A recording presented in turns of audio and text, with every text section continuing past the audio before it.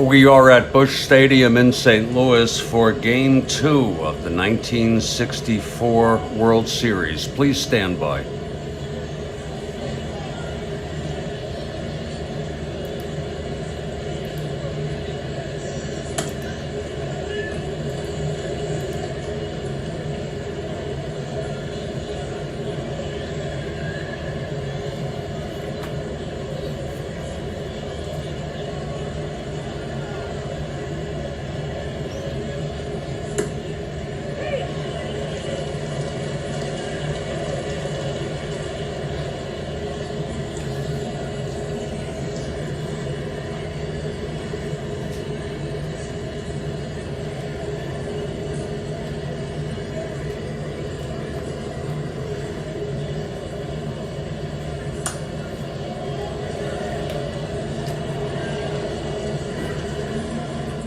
This game is set to begin at the top of the hour, 2 p.m. Eastern Time, so please stand by.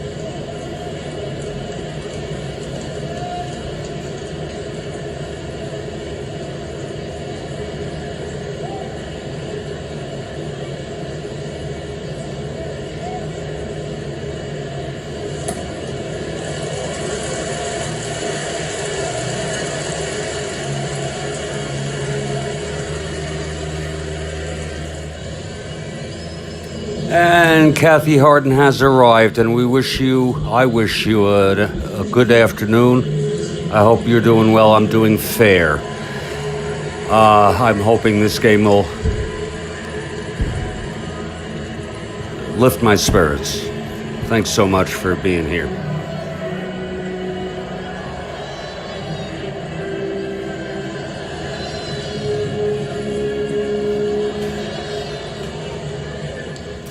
We have about 7 minutes until we will start this broadcast proper. This is the Strat-O-Matic Baseball Network, and today is Game 2 of the World Series between the New York Yankees and the St. Louis Cardinals. Stand by, please.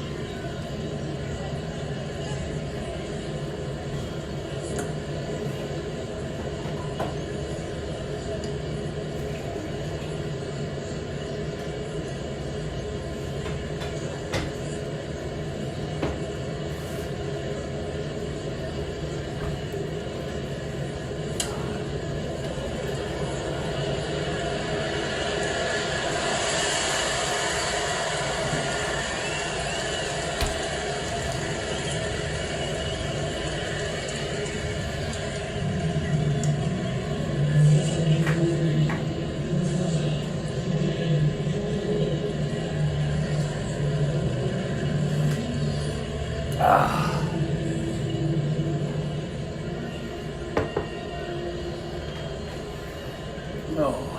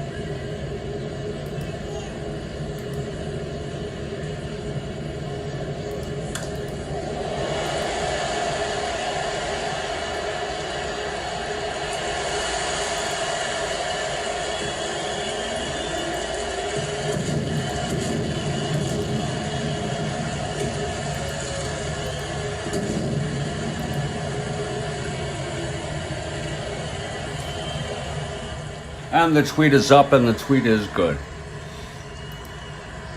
This is the Strat-O-Matic Baseball Network. We have a 2 p.m. Eastern time start. It's about 4 minutes, three and a half minutes. Stand by, please.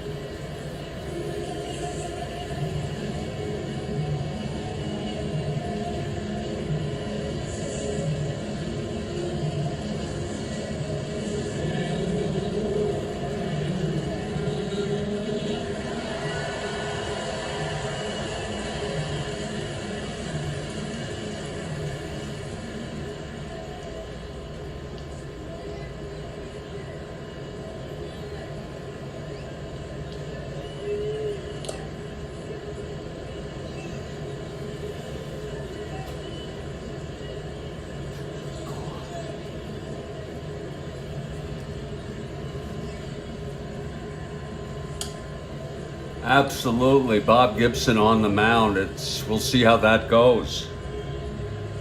But they fared pretty well on Sadecki too, and Schultz, and Taylor, who got the loss.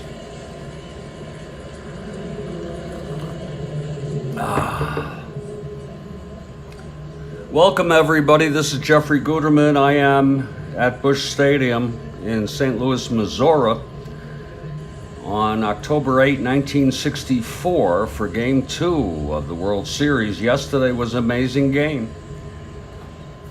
It was Game 1 and the Yankees took it 10-7. Now, originally I had it as 8-7. I want to clarify this, and thanks to Mr. Babcock, who left a message. Originally, I only had 2 runs in the top of the 9th, but actually, Pepitone hit a two-run home run, and I didn't put in that Maris scored on the base hit. So I'm not going to go through the details with you, but we fixed it all, and I was just so excited. It was an amazing game. Home runs for the Yankees by Linz, Maris, Mantle, and then the dramatic home run in the 9th. But actually, it's now we see that it was Trescher's ground double play ball that scored the go-ahead run. But in any case, that's not here nor there. Pepitone's dramatic 3-run home run, or 2-run home run, really cleared it. Home runs by Linz, Maris, Mantle, and Pepitone. Shannon hit a homer in the 7th. The win went to Downing, and the loss to Ron Taylor. It was a game for the H's. And it's 1-0 Yankees in this World Series. But everything is new here in Game 2. We got 2 new pitchers. Mel Stottlemyre, the rookie right-hander who came up at the end to go 9-3 and help the Yankees win the pennant. And Bob Gibson, 19-12 on the season.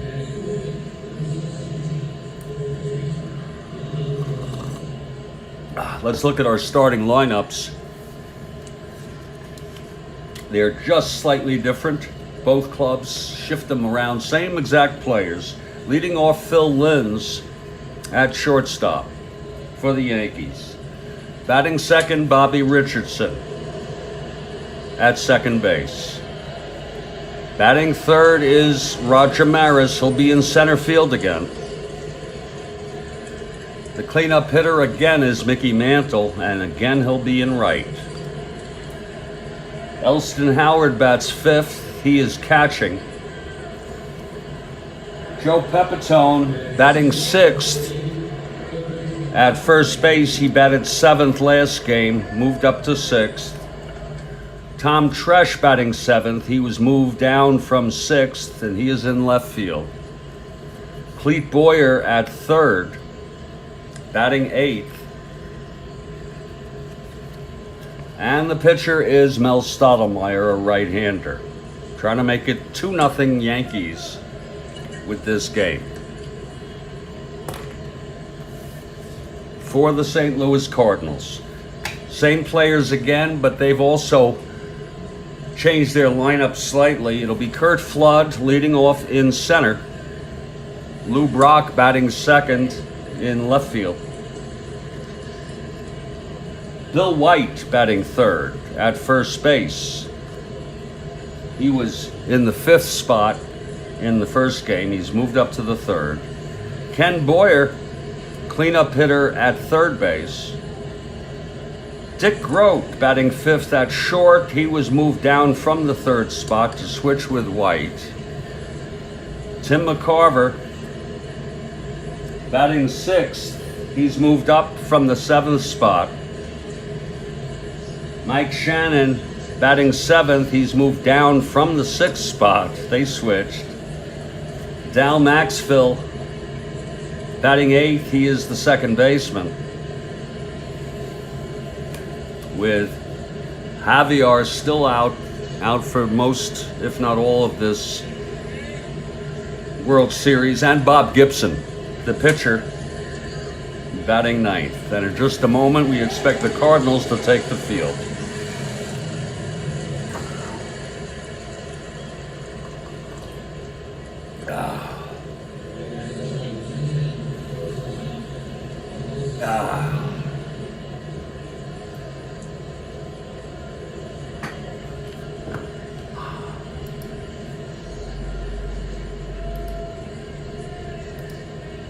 And we thank you for your retweet, Kathy Harden, very much.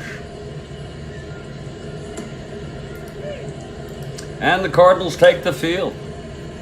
So we are at Busch Stadium, and this is game 2. Cardinals won the first game of this remarkable. That was a remarkable game. Here's game 2, and here's Phil Linz to lead it off. Linz was 1 for 5 yesterday. He hit that home run in the 3rd. It was 5-0 Cards. He hit the solo home run in the top of the 3rd to make it 5-1. Who knew what would transpire? And Kathy Harden for the Yankees.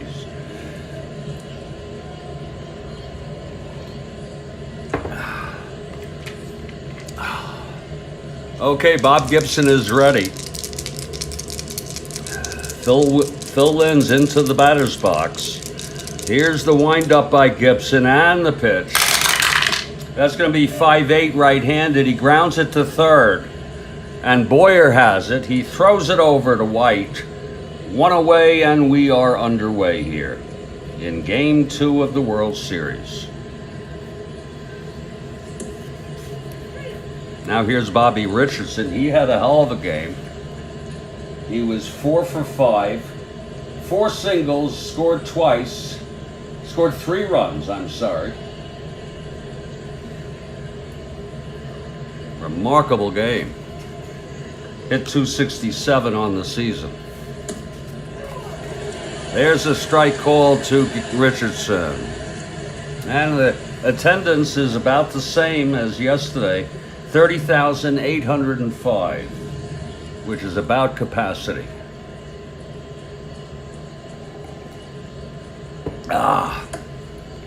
That's low for a ball to Richardson.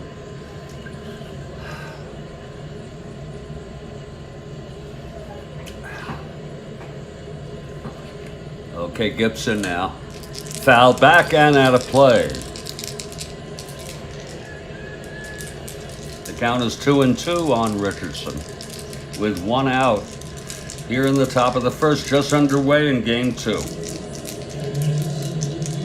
Cardinals sure would love to win this one. They don't want to go down 2-0 and then go to Yankee Stadium.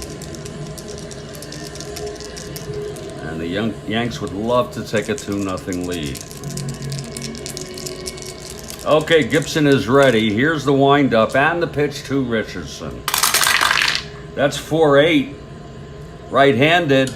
And that's swung on, and that's a base hit up the middle for Richardson, off Gibson. So Richardson is on. He's a 1-10 being held.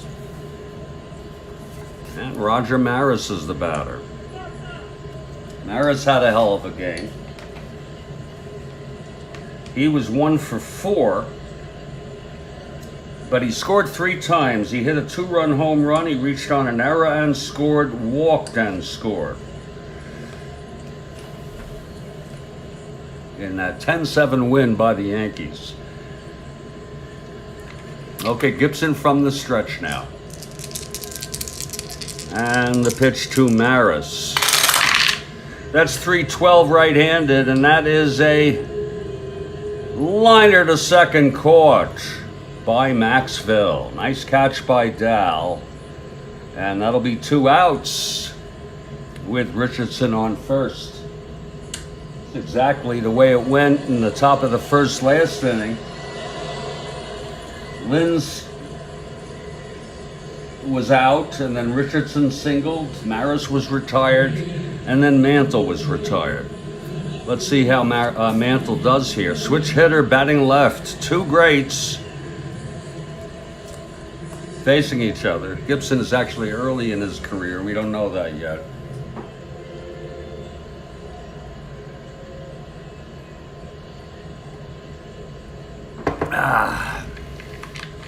Okay, Gibson is ready. Here's the pitch to Mantle. Switch hitter batting left, 211 right-handed. Whoa, just missed. It's a fly ball to right. And Shannon is under it, and the side is retired. So it does go quite similarly to game one for the Yankees with the Richardson base hit left on base. After a half an inning at Busch Stadium, it's New York Yankees nothing, and the St. Louis Cardinals coming to bat.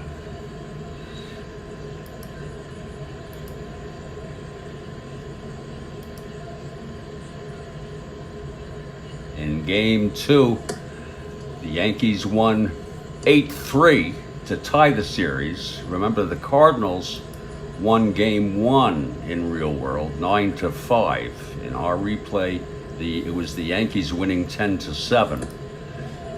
Either way, we'll see. But the Yankees didn't score in the top of the first in real world.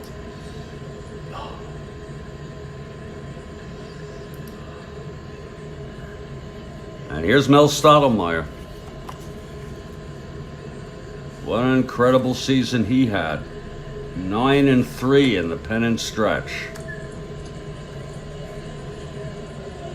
And leading it off is Curt Flood. Flood was 2 for 5 yesterday. He had 2 singles, scored both times.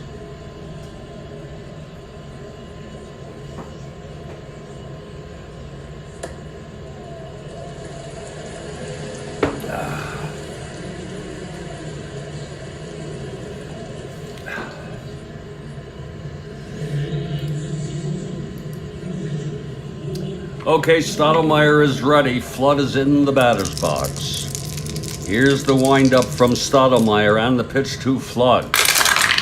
That's 2-8 right-handed. It's a base hit by Flood off Stottlemyre. So Flood is on. St. Louis also didn't score in the bottom of the first in real world, in this World Series. In fact, the first run was scored by St. Louis in the bottom of the third.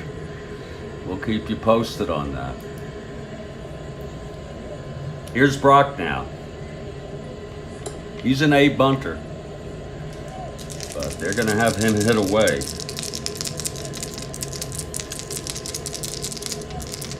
Here's Stottlemyre now. The pitch to Brock. That's 1-9 right-handed. Whoa, it's a grounder to second, picked up by Richardson. His only play is to Pepitone, so in effect it is a sacrifice, but it won't be ruled scored that way. Brock grounds to second, moving Flood to second base. And there's one away. And here comes Bill White in the third spot. He's a left-handed hitter. Lefty-righty here.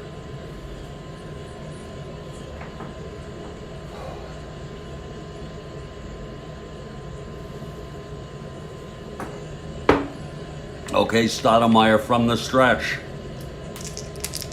With Flood on second, 1 down. Here's the pitch to White. That's going to be 5-9 left-handed. Fly ball to left, I'm sorry. Tresh is under it. He makes the catch. 2 away.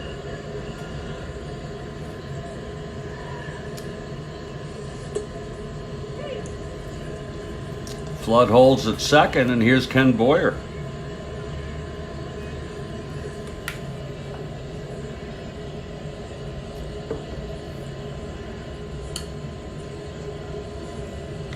Okay, Stottlemyre.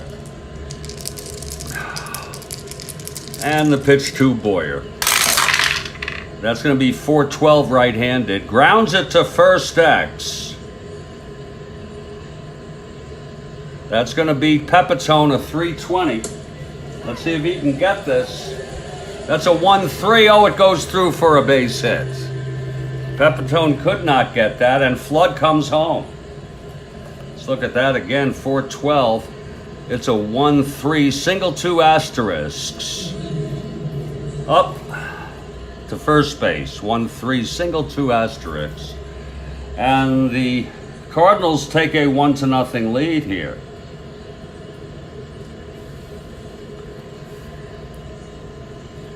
Run batted in for Boyer. They scored 4 runs in the bottom of the first game. Now Boyer on first with 2 down, and here's Dick Grote.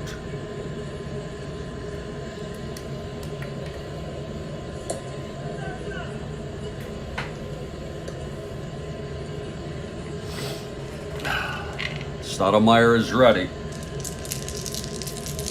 And here's the pitch to Grote. That's 6-7, right-handed, fly ball center field. This should end the inning.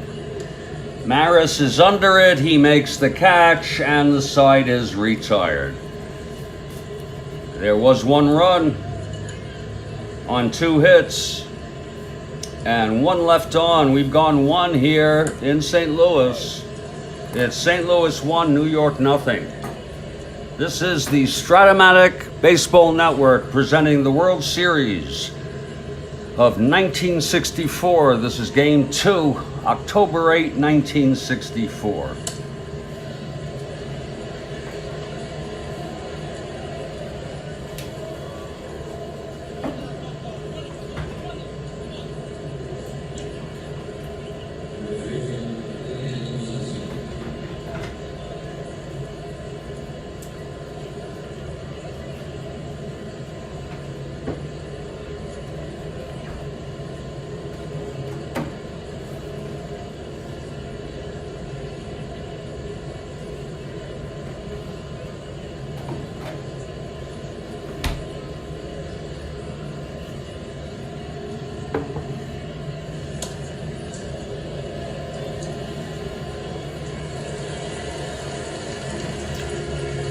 Gibson comes out along with the Cardinals. Isn't that something? Glad to read that there, RS. Bob Gibson on the mound. He allowed a base hit to Richardson. Leading it off is Elston Howard. Howard was 3 for 5 yesterday with a run batted in.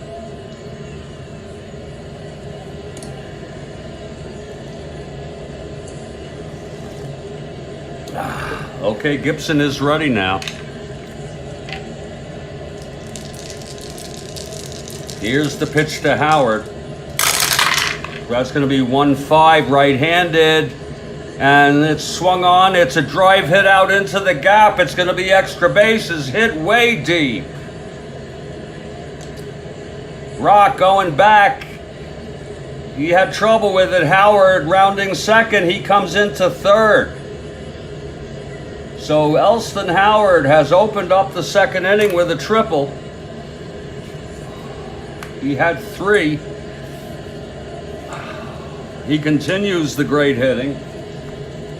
Again, Howard was 3 for 5 in the first game. He opens up 1-5, triple 1 to 3, and that was a 2. So it's Howard on third with nobody out. And here's Joe Pepitone.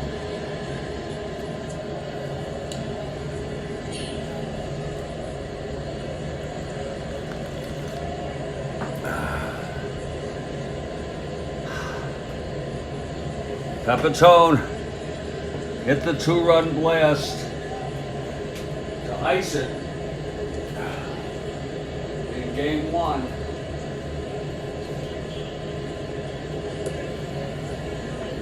Okay, Gibson from the stretch. Here's the pitch to Pepitone. That's going to be 6-8 left-handed, and that is a base hit by Pepitone. A base hit to right. Howard comes home, and it's a 1-1 ball game. A run batted in for Pepitone.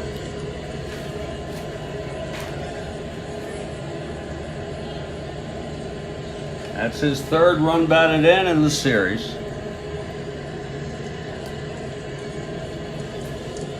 So it's Pepitone on first, nobody out. We're all tied now at 1.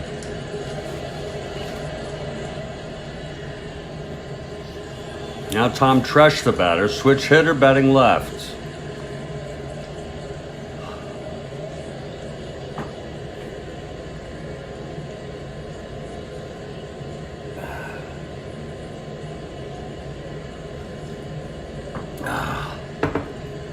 Okay, Gibson. Trying to settle down here. Here's the pitch to Tresh. That's 2-9 right-handed. Struck him out. And that's the first by Gibson today.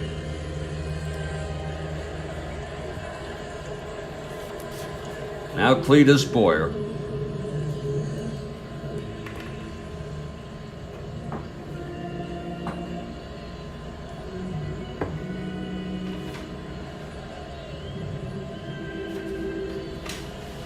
Cletus was 2 for 5 in the first game.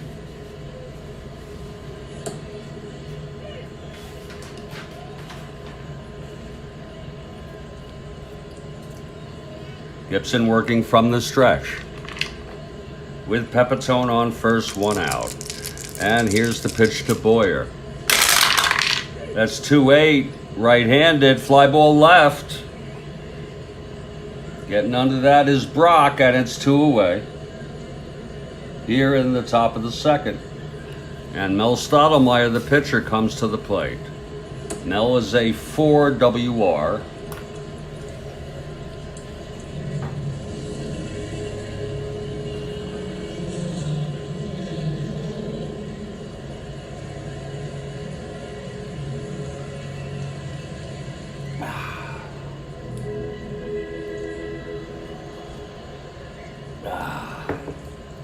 Okay, Gibson now. The pitch to Stottlemyre. That's going to be 5-4, right-handed. Catcher X.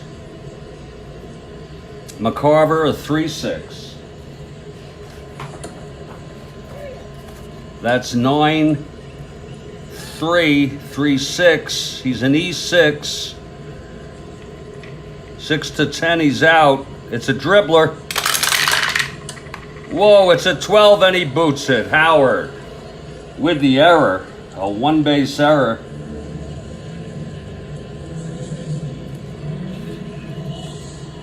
I'm sorry, McCarver with the 1-base error.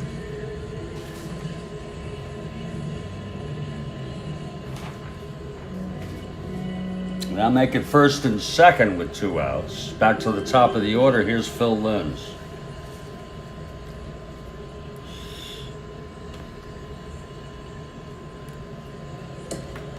Gibson trying to get out of this.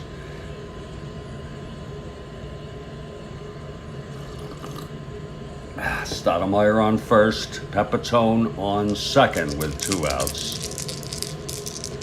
Here's the pitch to Limbs. That's 5-5, right-handed. Struck him out. And the side is retired. 2 strikeouts this inning for Gibson. He did allow 1 run. It was the leadoff triple by Howard. Knocked home by Pepitone with a base hit. He and Stottlemyre left on after Stottlemyre reached on the error by Howard. And after 1.5, it's a 1-1 ball game. And we're coming live at you from Busch Stadium, formerly Sportsman's Park.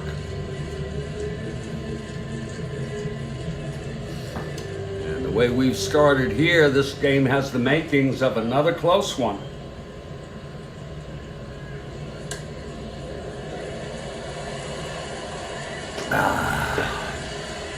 Yesterday's game ended 10-7, but it was a lot closer than that score would imply, given that the Yankees came into the top of the 9th trailing.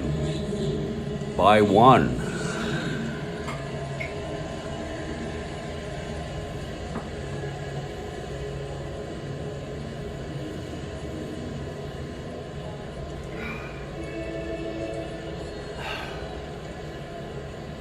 Here's Stottlemyre now. His second inning. He allowed a run in the first. Leading it off is Tim McCarver, left-handed hitter.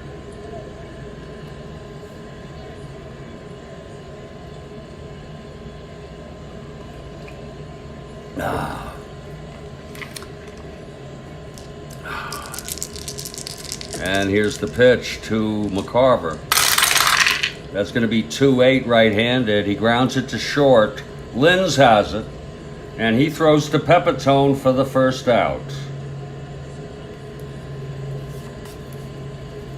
Now Mike Shannon. Again, Shannon hit the 2-run home run in the 7th to put the Cardinals ahead.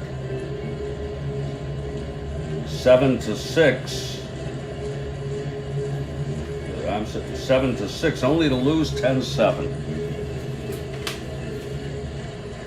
When the Yanks got 4 runs in the top of the 9th. Okay, Shannon steps in now.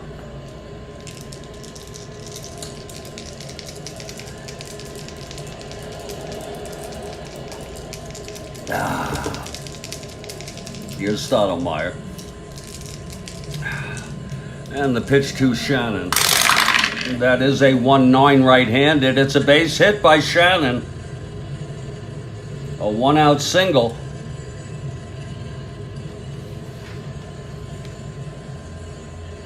He was 1 for 4 in the first game. He did reach on an error by Richardson. So Shannon is on first, 1 down, and here's Dal Maxville. Gibson on deck.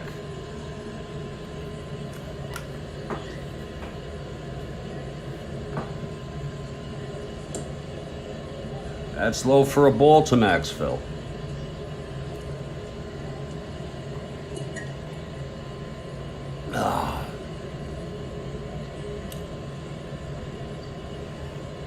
I think I remember that RS, that Pepitone was in the... I think I remember hearing something about that. Okay, here's Stottlemyre from the stretch now. 1 out, Shannon on first. The pitch to Maxville. Whoa, that's a 1-6 right-handed. He struck him out, and that's Mel's first strikeout of the ball game. That's 2 away. And Bob Gibson makes his first plate. No, it's not. We got 90 minutes, sir. Bear with us, okay? Hang in there.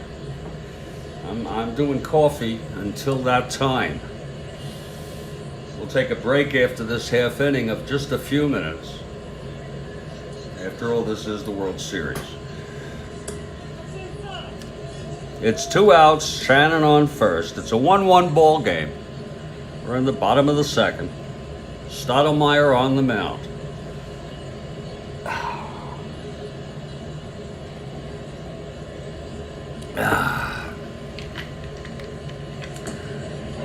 And that's a called strike to Gibson. It's a full count on Gibson now.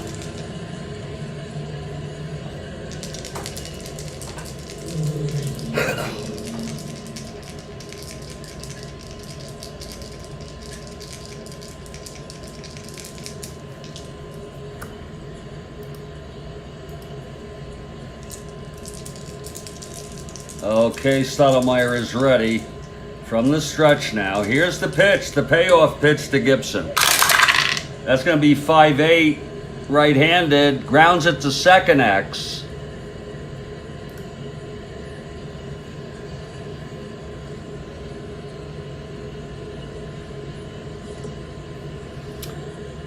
Richardson is a 116. That is a 4-1, and he throws him out, and the side is retired. No runs, 1 hit, and 1 left for the Cardinals. And we've gone 2 full innings here. And we're all tied up at 1 after 2, folks. This is the Strat-O-Matic Baseball Network. This is Game 2 of the World Series. We started it yesterday, each day. Tomorrow will be an off day. I'll see if I'm up to playing something from 69 or 1911. We're doing 2 replays also. 1969 and 1911.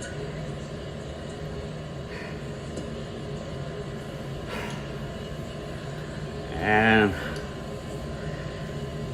we're in for another tight one here. All tied at 1 after 2. We'll be back in just a few minutes.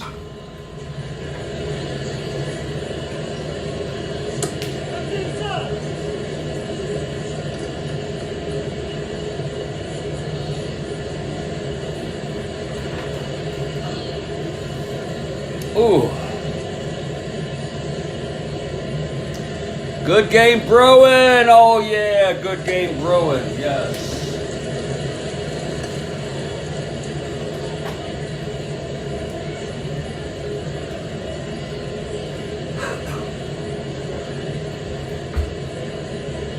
It sure is.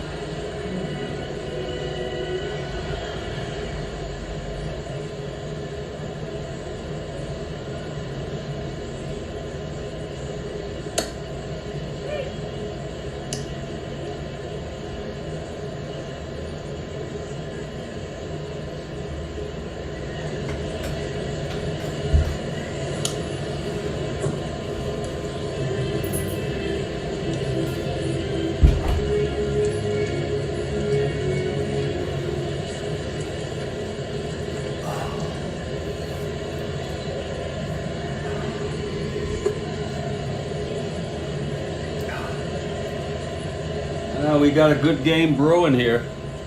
We're all tied at 1 after 2 in game 2 here.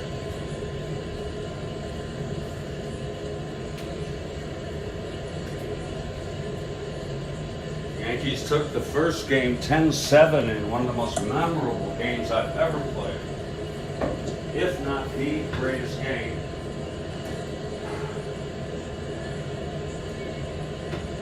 I ever played in Strat-O-Matic. Ooh. And now we will head to the top of the third here. It's going to be Gibson. He's allowed 1 run in 2 innings, struck out 2. He allowed a leadoff triple to Howard in the second, and then Pepitone brought him home with a base hit. Here's Bobby Richardson to lead it off. 4 for 5 in the first game, single today. That makes him 5 for 6 in the series. Some hitting for Richardson.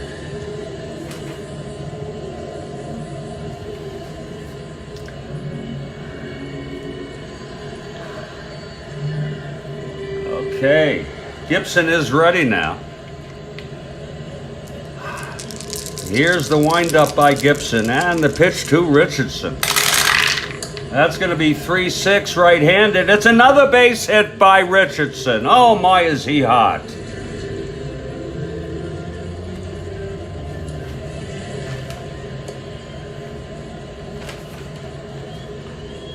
Six for 7 in the series, Richardson. And again, he's a B being held 1-10. And here's Roger Maris. It'll be Maris, Mantle, and Howard to follow.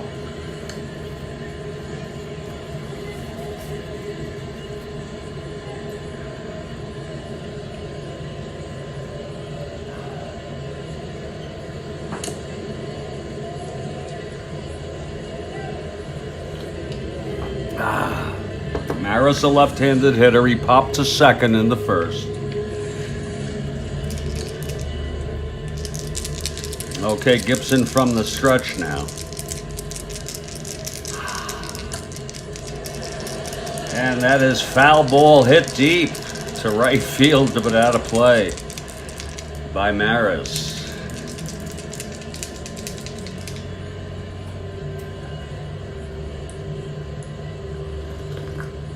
Oh, that's good coffee. Oh,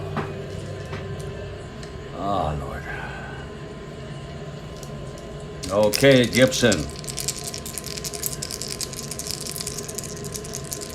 And the pitch to Maris. That is low for a ball. Count is 1-1 to Roger Maris.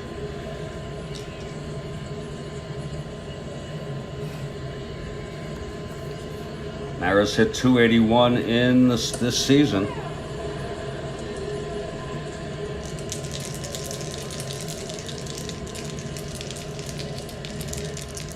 Okay, here's Gibson. And the pitch. That's 4-7. Left-handed. Struck him out. That's number 3 for Gibson.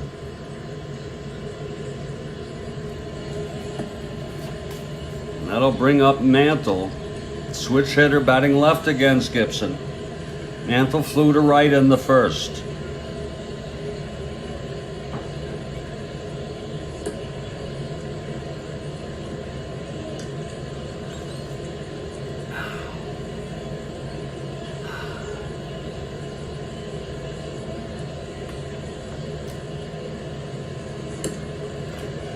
And that's outside for a ball to Mantle.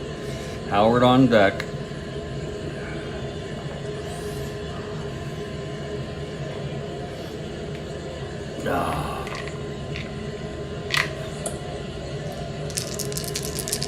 Here's the pitch to Mantle. That's 3-10 right-handed, and he flies it to center. And Flood is right under it for the second out.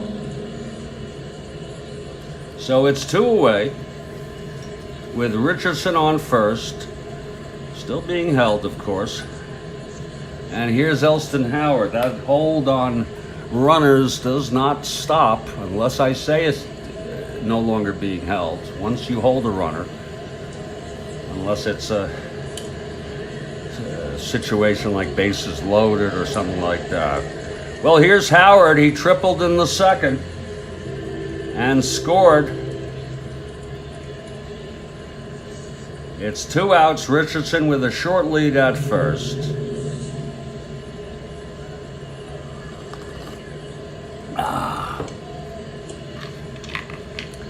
Okay, Gibson is ready now. From the stretch, and the pitch to Howard.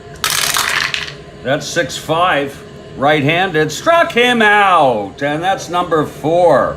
And the side is retired. No runs, 1 hit, the single by Richardson again, his 7th in the series, and we're only in the 3rd inning of game 2. And he was left on base. It's 1-1 in the middle of the 3rd.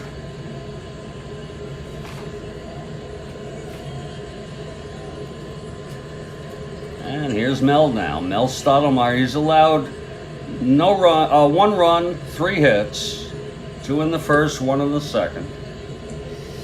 Struck out 1. No walks yet in this game. It'll be at the top of the order.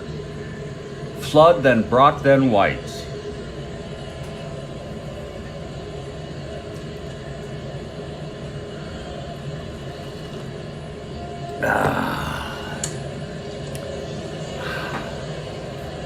Here's Curt Flood to lead it off. He singled and scored for the Cards in the first.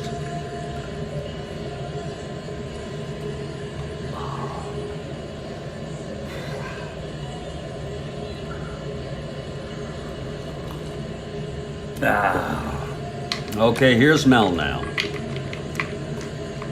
Flood's hit very well. He was 2 for 5 in the first game.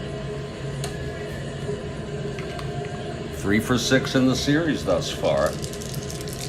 Here's Mel now, the windup, and the pitch to Flood. That's going to be 3-4 right-handed. Fly ball to right field.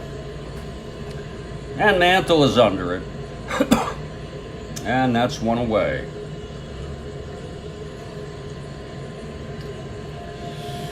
Now Lou Brock, who grounded to second. He moved Flood to second after Flood singled. And then he came home on Boyer's base hit for the Cardinals run.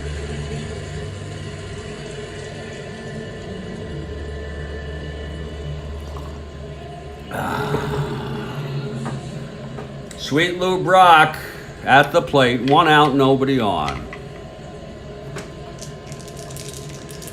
The pitch from Stottlemyre. That's going to be 1-8 right-handed, and that is a base hit by Brock.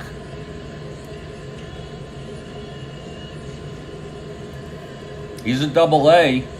He'll be a 1-2-12 with Elston Howard's arm being held. 1-12 Brock to steal second. It's 1 out. And here's Bill White. 2. Never mind.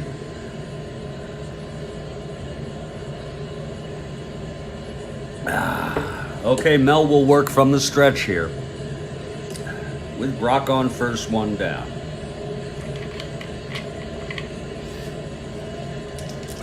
White flew to left in the first.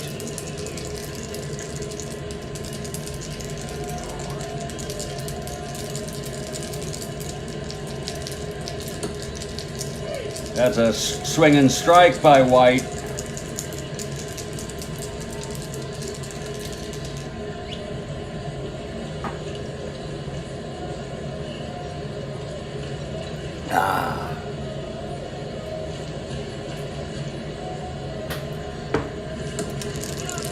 And that's outside for a ball. It's 1-1 to Bill White. With Brock on first, 1 down.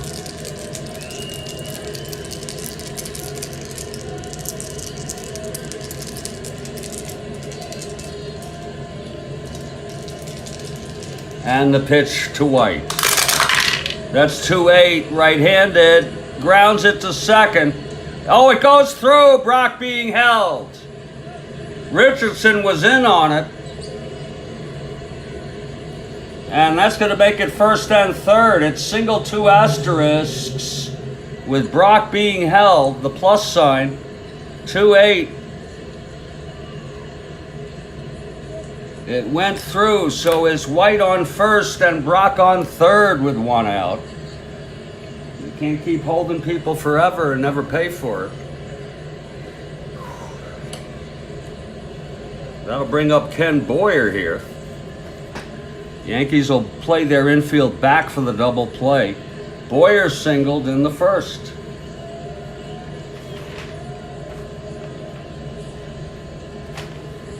First and third, 1 down.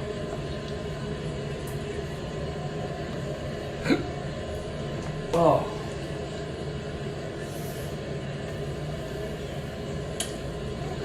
Fouled back and out of play by Boyer. Oh, a lucky fan got the ball. There's a souvenir. Something they'll probably never forget. Unless they get dementia.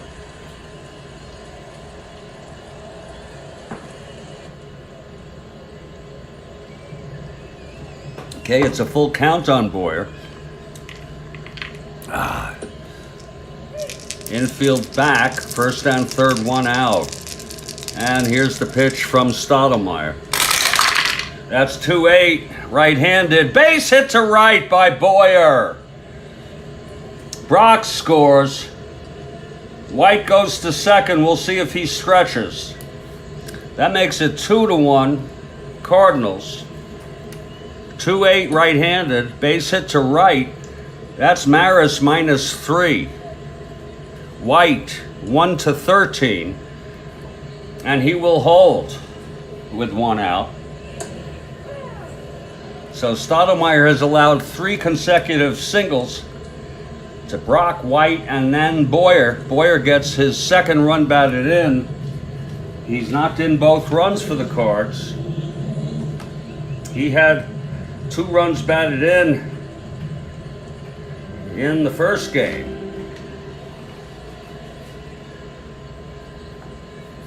And here's Dick Grote.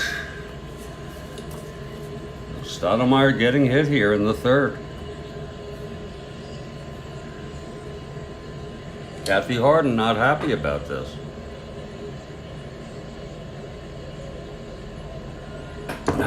Boyer on first, White on second, 1 down. Here's Mel trying to get out of this now. Here's the pitch to Grote. That's 1-7 right-handed. And that is, oh, it's a liner to short. Caught by Linz, and it's a pretty catch. And that'll be 2 away. He saved a run, no doubt about it.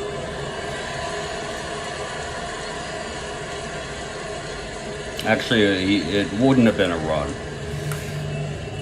Wouldn't have been bases loaded. But it's 2 outs now for Tim McCarver. Left-handed hitter. Mel trying to get out of this.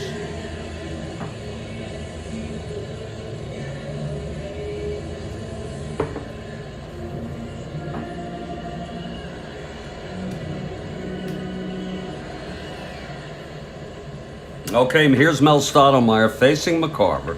He grounded to short in the second. It's first and second, 2 away, 1 in this inning, 2-1 Cards now. And here's the pitch to McCarver.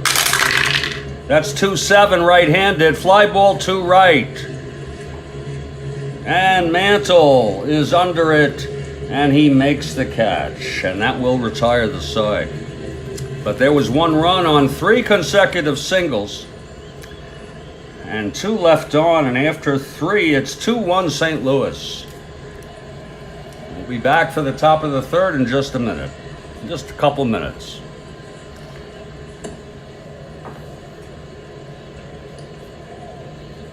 This is the Strat-O-Matic Baseball Network, we're so glad to have you join us. I have chronic depression, chronic anxiety, worried about so many things, personally, mostly. My mother is very ill. She's very old. Always worried about my son. But Strat-O-Matic sure helps me distract myself, cope, and so forth. Tomorrow will be a travel day for the clubs, and then on Saturday at 2 p.m. Eastern Time from Yankee Stadium, and that's the original Yankee Stadium, we'll have Game 3.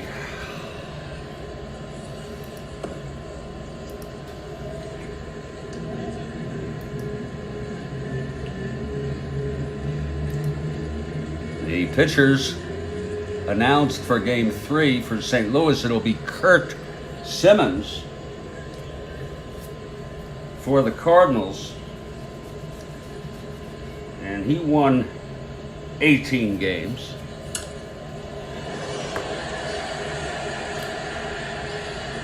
And for the Yankees, it'll be the youngster Jim Bouton. And Bouton won 18 in the season, so that should be another great matchup.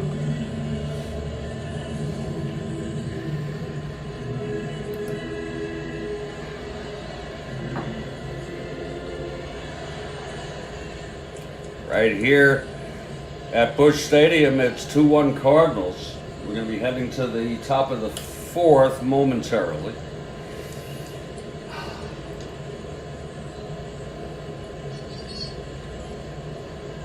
Whew. Lord.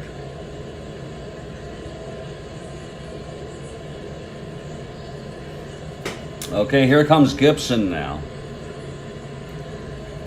To start his fourth inning, his endurance is 8. Stottlemyre's is 9.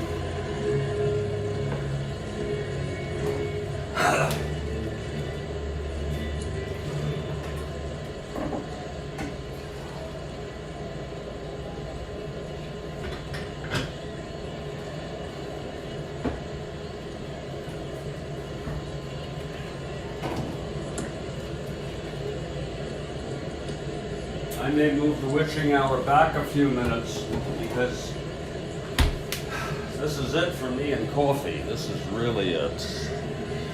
I got a pot here. Oh, thank you, Kathy. Yeah, it's so sad.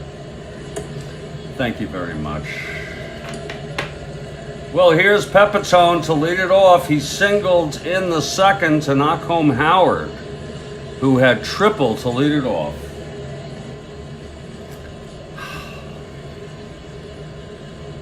Gibson has 4 strikeouts. He's allowed 1 run in 3 innings.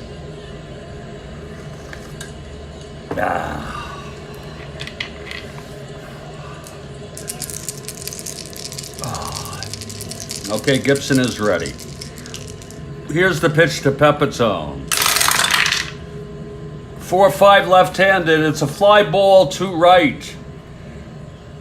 And Shannon makes the catch for the first out. Now here's Tom Tresh.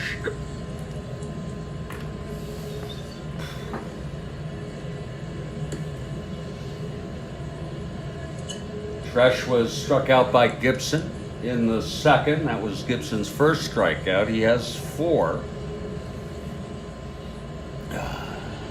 Tresh, a switch hitter, batting left against Gibson.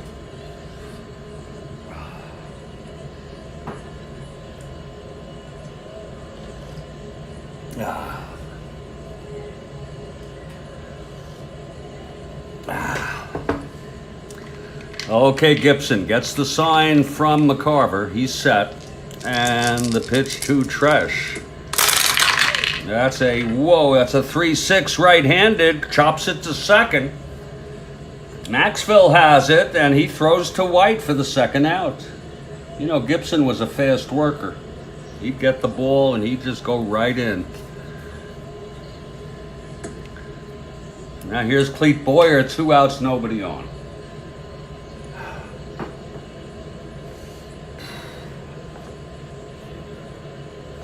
hush here at the stadium, at Busch Stadium. After yesterday's game, I think people were stunned by the drama of that first game. I think some people are sort of burnt out by it. Here's Cletus Boyer, 2 outs, nobody on. He flew to left in the second.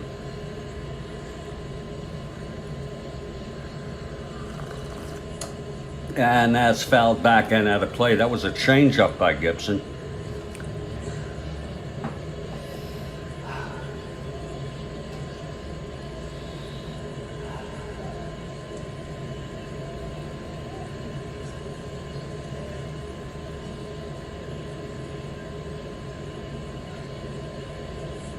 Like I said, and I'll say it for today, as far as the Yankees starting lineup, the only living player is Bobby Richardson. Everyone else has passed on to baseball heaven. As far as the Cardinals go, White is still alive. Maxfield is still alive. Those are the only 2 still alive for the Cardinals. The rest of them are in baseball heaven.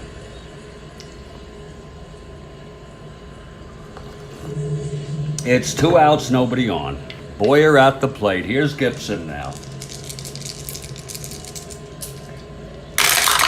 And that's going to be 4-11 right-handed, and it's a base hit up the middle for Boyer. Very patient there, Cletus. And then he found the pitch, and he hit it right up the middle.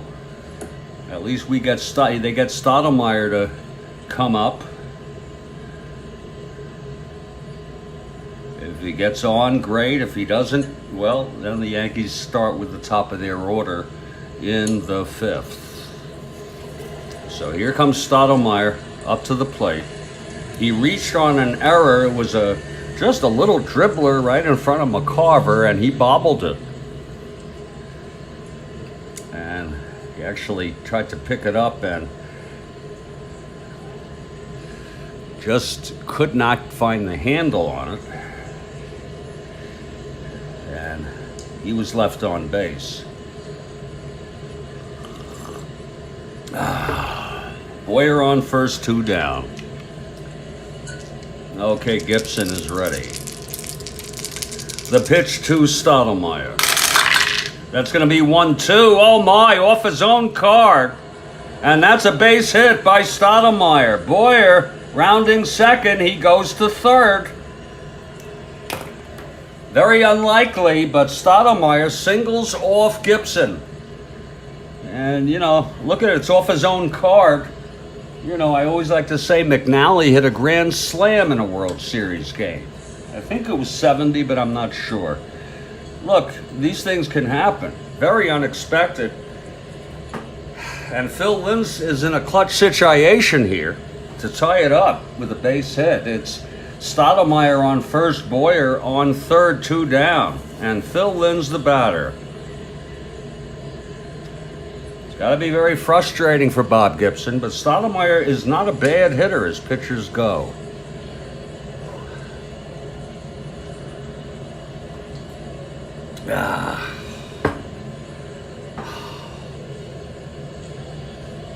Okay, Linz 0 for 2 today. He grounded to third, struck out.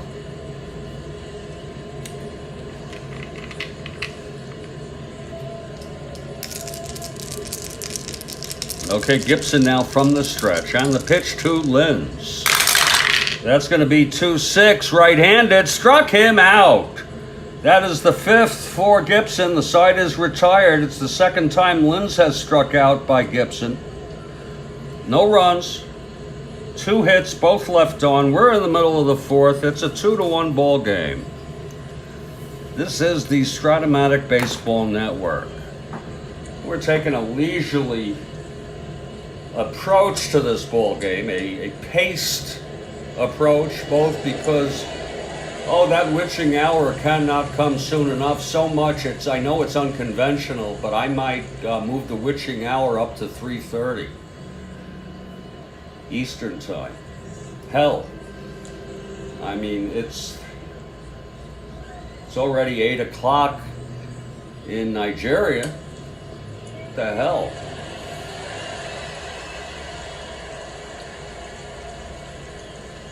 Might be fun to get an early crack at the medicine.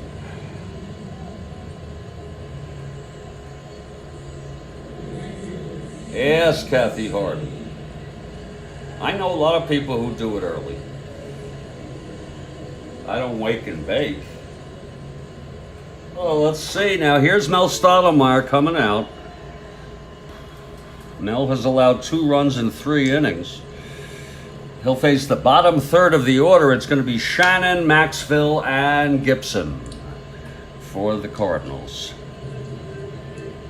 Here's Mike Shannon. He singled in the second, and he was left on base.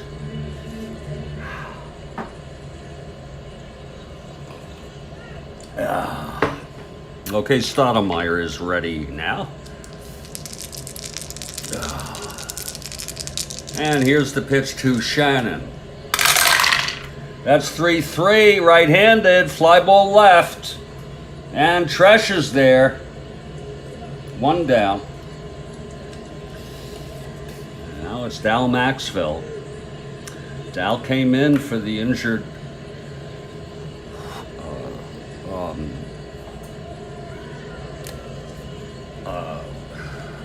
Julian Javier. As you can see, Julian played a lot of baseball, but at the end of the season he got hurt, and that's an unfortunate situation.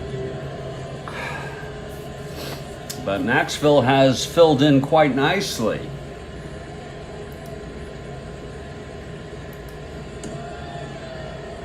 And it turns out that Julian Javier did play in 1 game. He probably walked and scored. He scored 1 run, had no at-bats.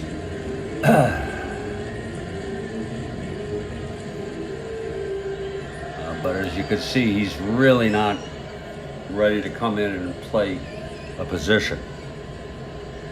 Here's Maxville with 1 out. He struck out by Stottlemyre, his only strikeout for Mel. That was in the second. Here's Mel now. And the pitch to Maxville. 4-6 right-handed, and that is a drive hit out into the gap. And it's going to be extra bases. Maxville curls up to second with a stand-up double.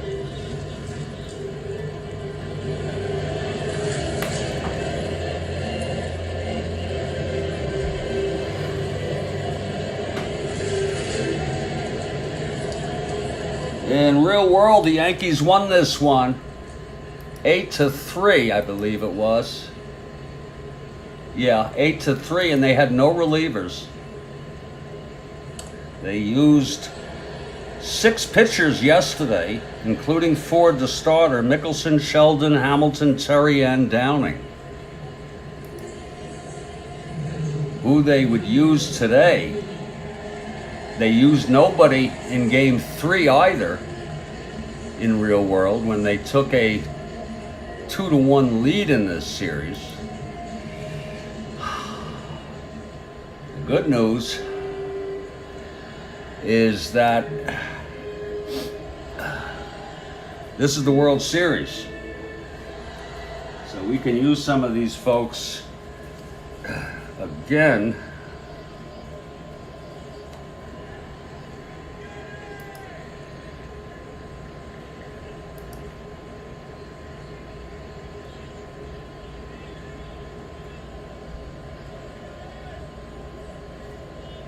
And right now it is Hal Reniff warming up. He did not pitch yesterday, and he did pitch in this series.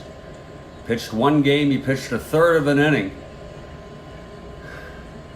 Allowed no runs. He probably let up a hit or something. He allowed 2 hits. So Reniff is warming in the Yankee bullpen here after Maxville doubles with 1 out. And Gibson comes to the plate.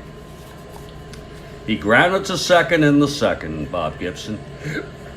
2-1 Cards here, bottom of the fourth.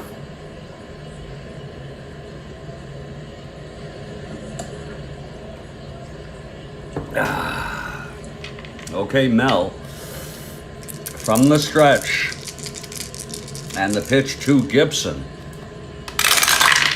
That's 1-6. He struck him out. And that's the second for Stottlemyre. 2 down for Curt Flood.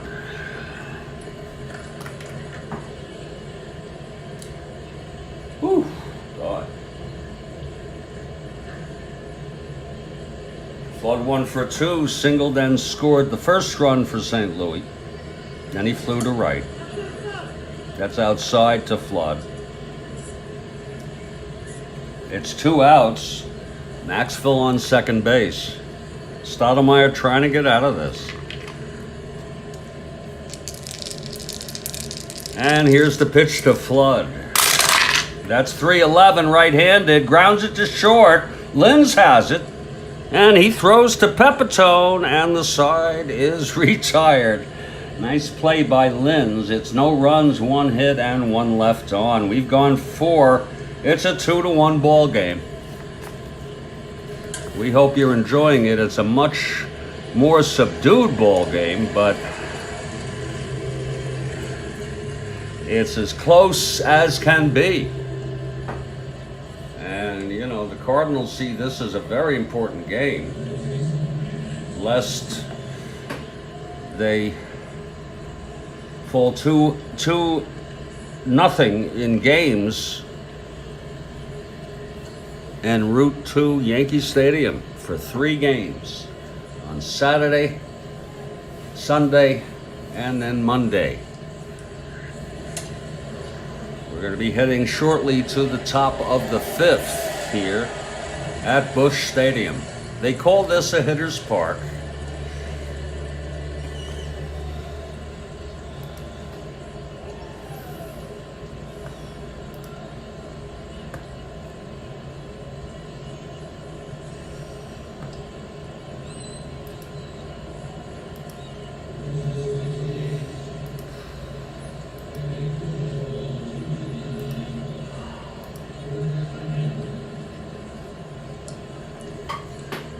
Okay, Gibson comes out.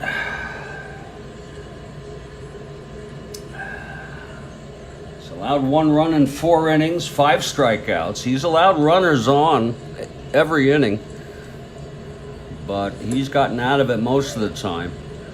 Of course, in the second, Howard led off with a triple, came home on Pepitone's base hits.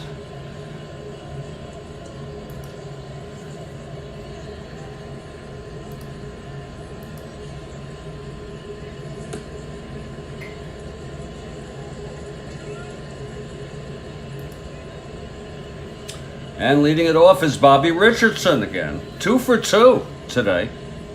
4 for 5 in the first game. I'm sorry to repeat myself, but he's 6 for 7 in the series.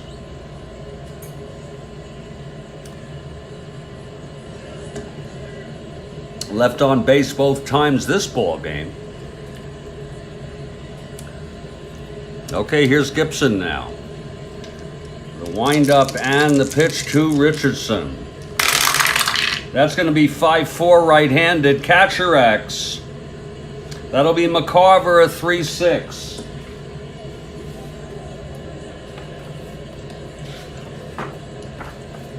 That's a 1-3. And he fouls out to McCarver. So Richardson is retired. Wow.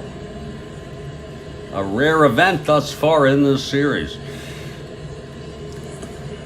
But be careful, Bob Gibson. It's Maris and Mantle. Then Howard. Very good hitting. Both teams, very good hitting teams. And with fine pitching. Maris is 0 for 2 today.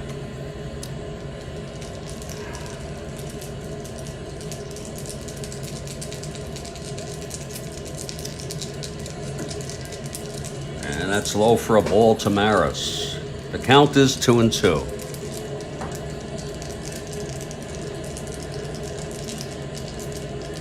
Gibson, a very fast worker.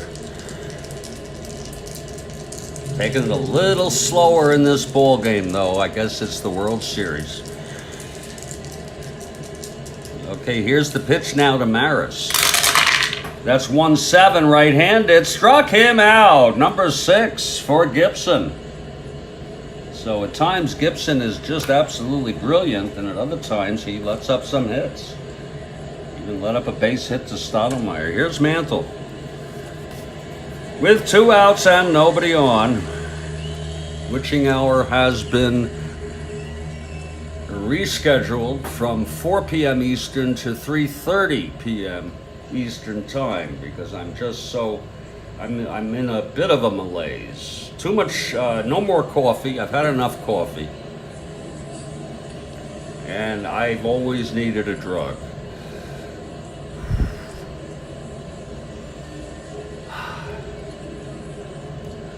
Okay, here's Gibson now, facing Mantle.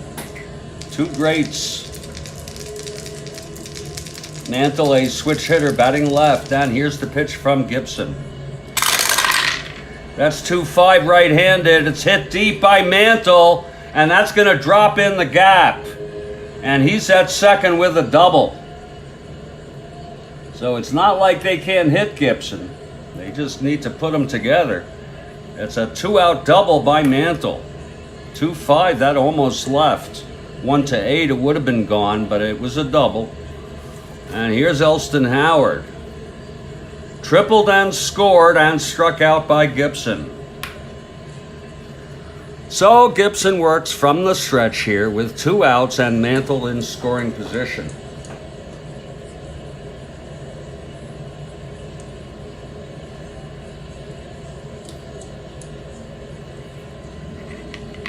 Okay, here's Gibson now. He gets the sign from McCarver. And the pitch to Howard. That's going to be 2-7 right-handed, and it's a fly ball to center. And Flood is under it, and the side is retired. Mantle left on second. No runs, 1 hit. We're in the middle of the 5th. We got a ball game. Folks, we got a ball game here. This is the Strat-O-Matic Baseball Network. I'm Jeffrey Guterman. I'm here along with Kathy Harden. I think RS is still here. And we're doing the 1964 World Series. This is game 2. The first game was a thriller. It was 10-7. You can see the Cardinals had a 5-0 lead. And then the Yankees came back to lead 6-5 with 3 runs in the 7th. Cards then 2 runs by Shannon's 2-run home run. It was 7-6. And then 4 huge runs in the top of the 9th by the Yankees to make it 10-7. It was an outrageously exciting ball game.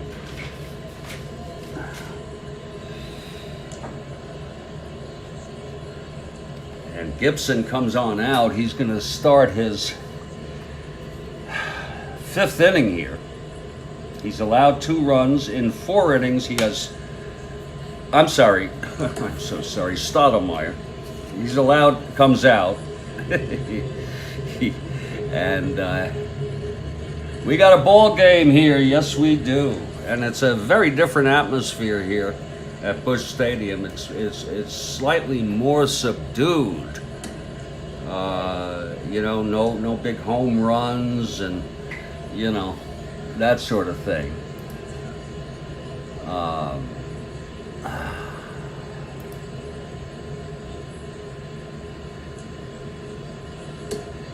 Both pitchers, oh yeah, no.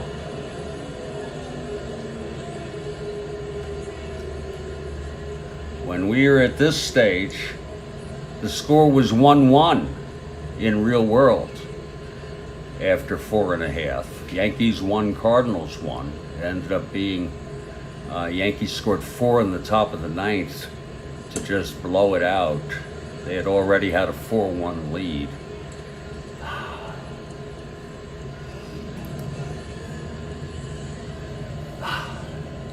Okay, here's Lou Brock to lead it off.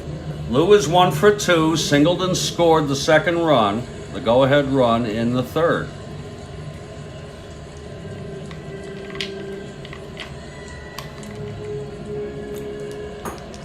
Stottlemyre is ready. Here's the pitch to Brock now.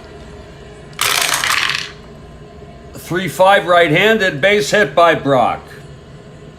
He's 2 for 3 today. Lou was 1 for 4 in the first game. He did walk and score. Today he's 2 for 3. He's being held. He's a 1-12 with Howard's arm. And here's Bill White. He's a B bunter, but they'll have him hit away here.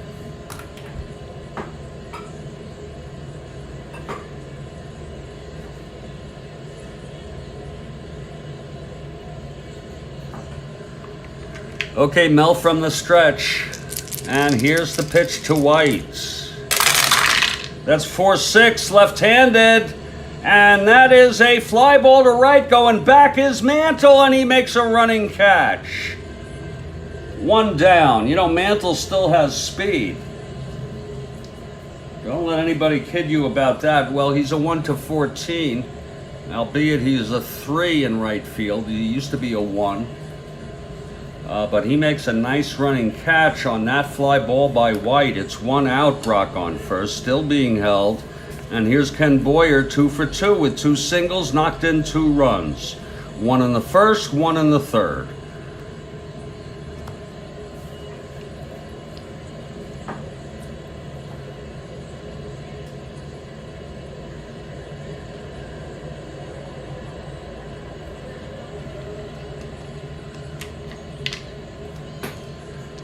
Here's Mel now.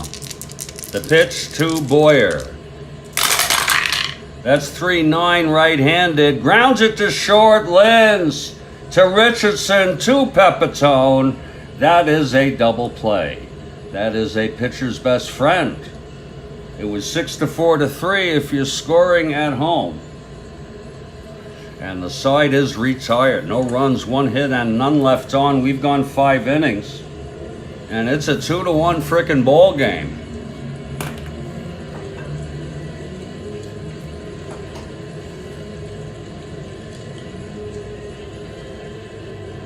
We're going to coast into the witching hour here. So we're going to have a break from any sort of action for about 13 minutes.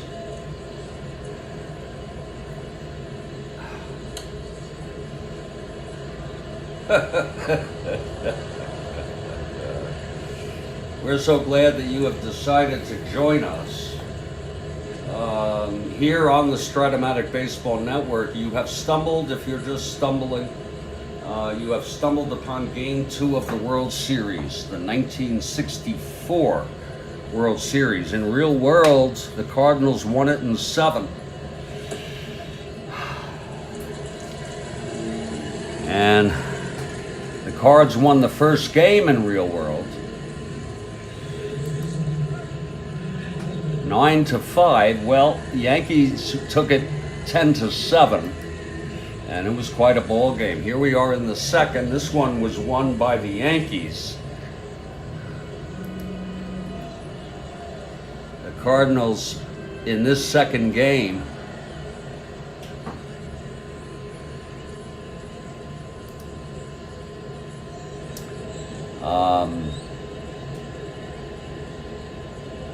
had 3 pitchers coming in for Gibson after 8. Schultz, Richardson, and Craig. And we will use that as a guideline if needed. Hal Reniff is available for the Yankees if needed. We just use that as a guideline, the real world situation.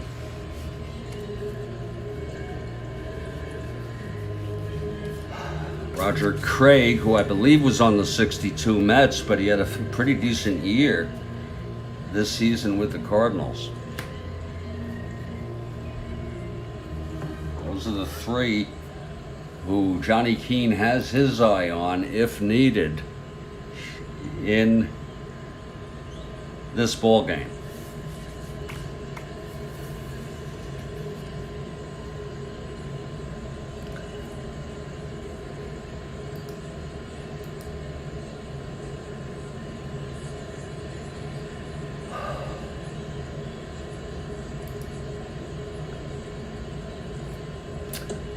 take a break for about 10 minutes, and we'll be back after 5 here in Game 2 at St. Louis 2, New York Yankees 1. We will be back.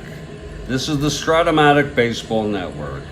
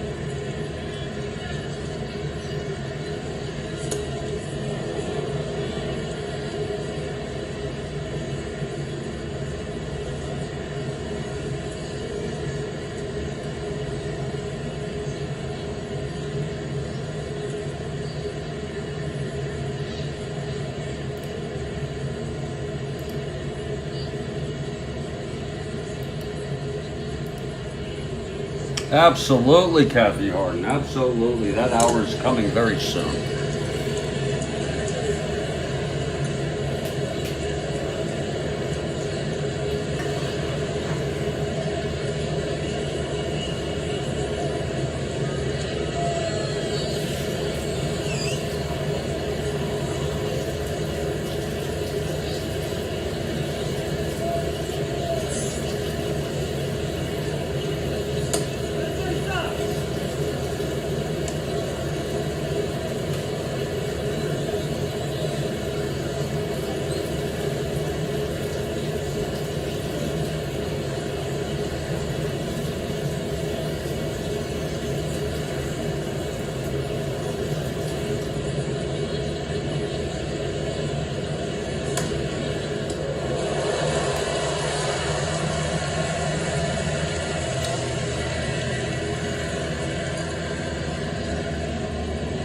Ron McGrath has arrived. No need for an apology, Ron McGrath. Your Cardinals are leading 2-1.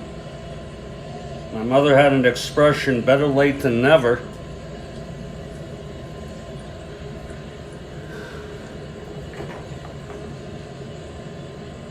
Oh, I saw that, Kathy. Believe it or not, I did see that harmonica story. It's a great story. On the bus, I guess it was, with Yogi Berra. He's a wise guy, Phil Linz.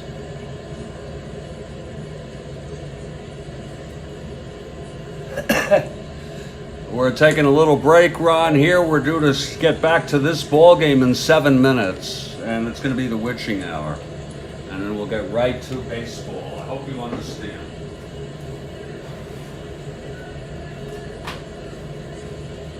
It's 2-1 Cardinals in Game 2. Yanks took the first one, 10-7.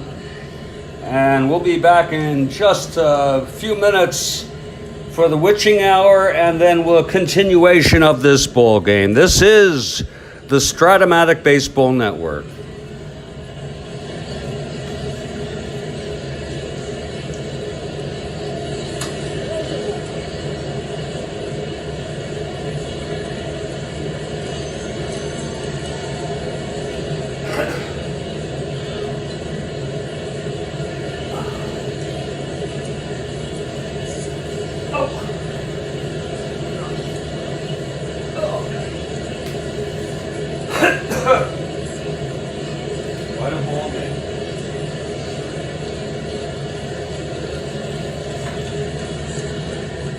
Absolutely, Kathy Harden. As you can see, Ron,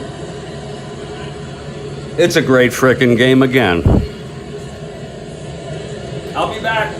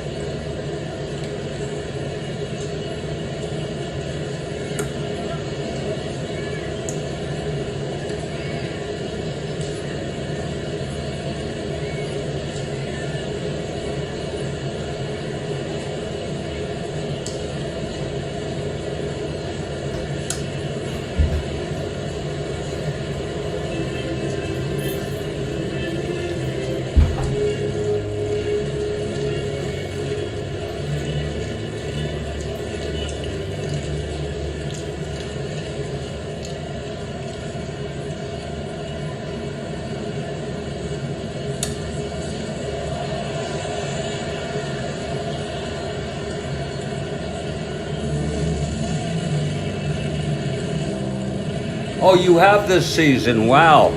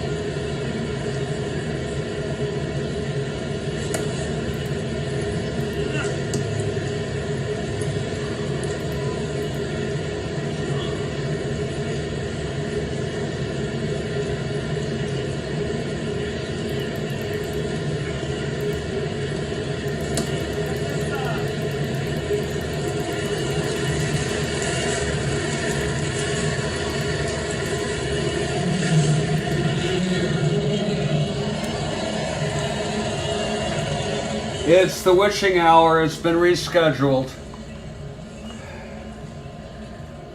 And we're going to go with runts here.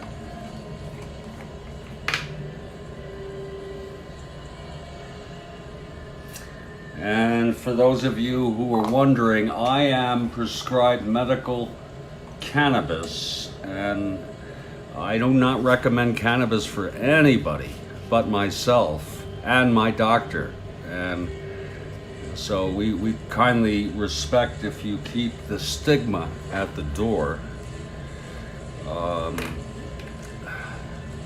Never thought I'd live to see a day, let alone in Florida, where I could obtain medical cannabis. I'm going to take a little chip off this right here and enjoy this. Savor it, enjoy it, taste it, smell it, and of course, experience it. And then we'll get back to our ball game. Two fantastic pitchers going at one another. How awesome. That is so awesome.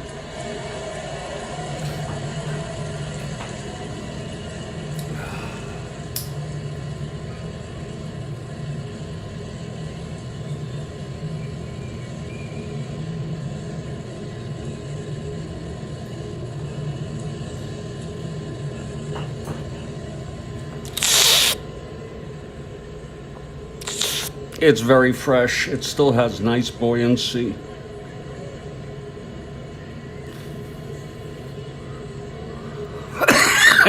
And it it tastes so nicely. And not only that,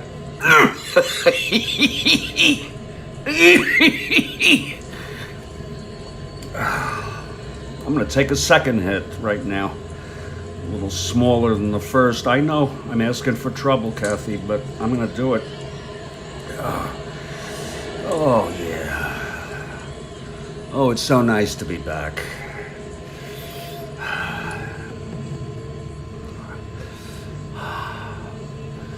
And just to think of this ball game is ongoing. I got a little moisture there. It should clear up.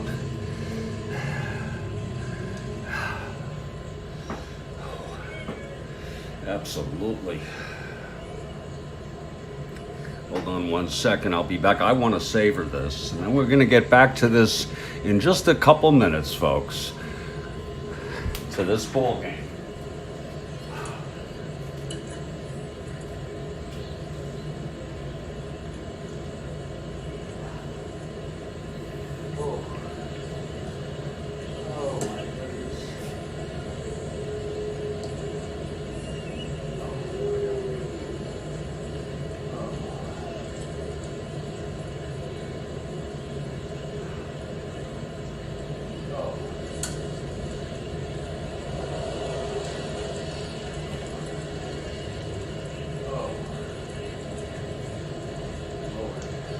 Spoilers.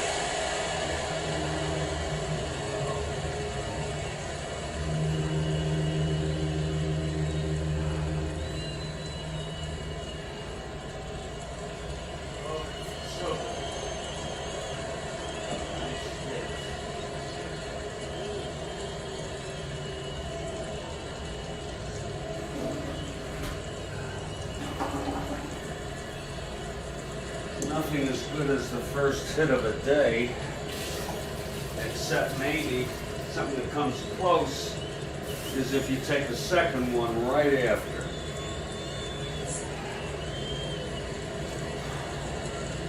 So it's like an effort to relive that first time. Let's take one more here. This will be dried up by the 7th.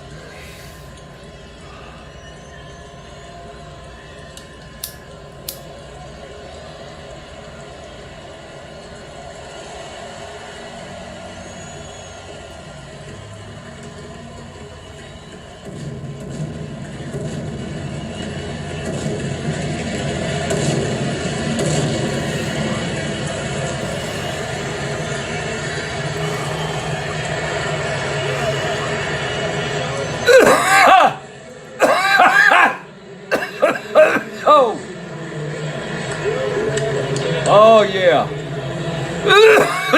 Oh.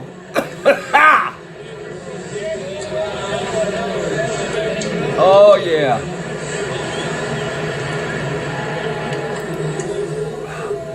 Oh yeah. Oh yes, I can't believe sometimes then I stop and think, I can't believe this reality right here. Yeah, we're doing this, and this is about the most fun I ever have. Ever. And I want to tell you something.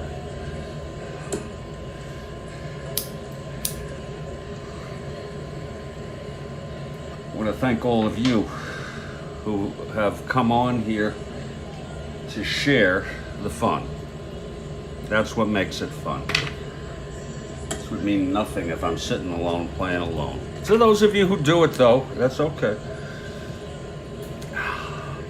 Well, we're heading to the top of the 6th. It's a 2-1 ball game. And here's Bob Gibson for his 6th inning. He's held the Yankees to 1 run here in 5 innings. He has struck out 6 batters.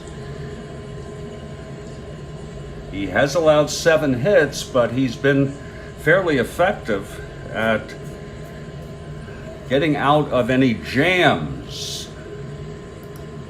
that he finds himself in.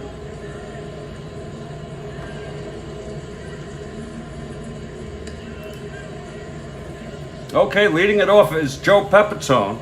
It's going to be Pepitone, Tresh, and Boyer here in the top of the 6th. Yankees down by 1. Here's Gibson now. Here's the windup and the pitch to Pepitone. That's going to be 4-7 left-handed, and he struck him out. That's number 7 for Bob Gibson. Gibson lost this game,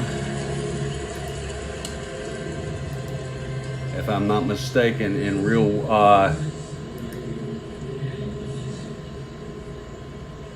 in real world. Yes, he got the loss. He let up a bunch of hits to the Yanks. He was pulled in the ninth, I believe. Yeah. But, you know, you can mix it up. You get very confused.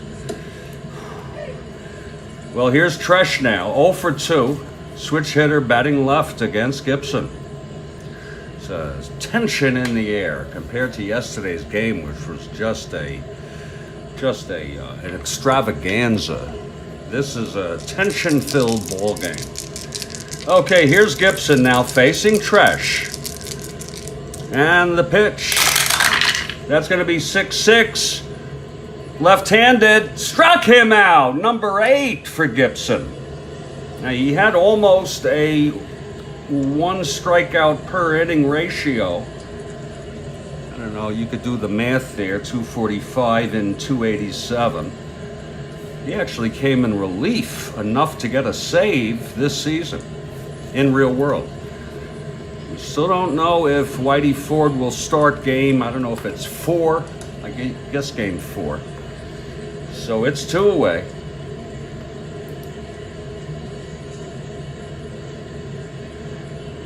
Boughton is slated for game 3. And in real world, Al Downing started rather than Whitey for game 5. Stottlemyre pitched game 6 and lost. The Cards were down 3-2 in this series. They came back to win the last 2 games. Oh, I'm sorry. I get so confused by this. That's game 5. I'm not going to start again. Oh, it's just getting started. Yeah, here's Cletus Boyer now with 2 outs. No, ow, my thumb. Wow. With 2 outs, nobody on. Cletus 1 for 2. Here's Gibson now. And the pitch.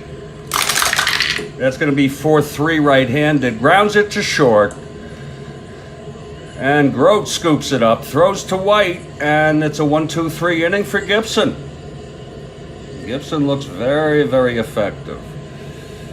Very, very effective. We're in the middle of the 6th. It's 2-1 Cards. It's quite a ball game. And the witching hour is approaching. Now, although we had a rescheduled, it still doesn't mean this really is the witching hour that's coming up.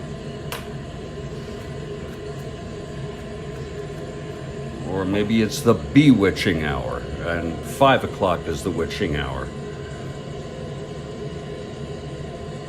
Well, Stottlemyre will start his 6th inning. He's allowed 2 in 5 innings, struck out 2. He's allowed 8 hits through 5 innings. And the Cards lead it 2-1.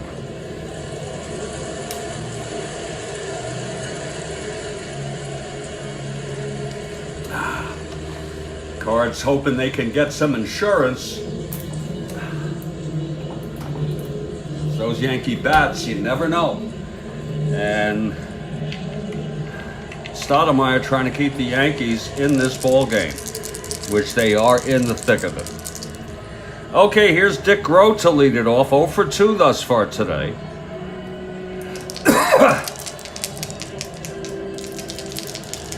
And here's Stottlemyre. He's ready. The windup and the pitch to Grote. That's 1-6 right-handed, and he grounds it to third. Boyer has it.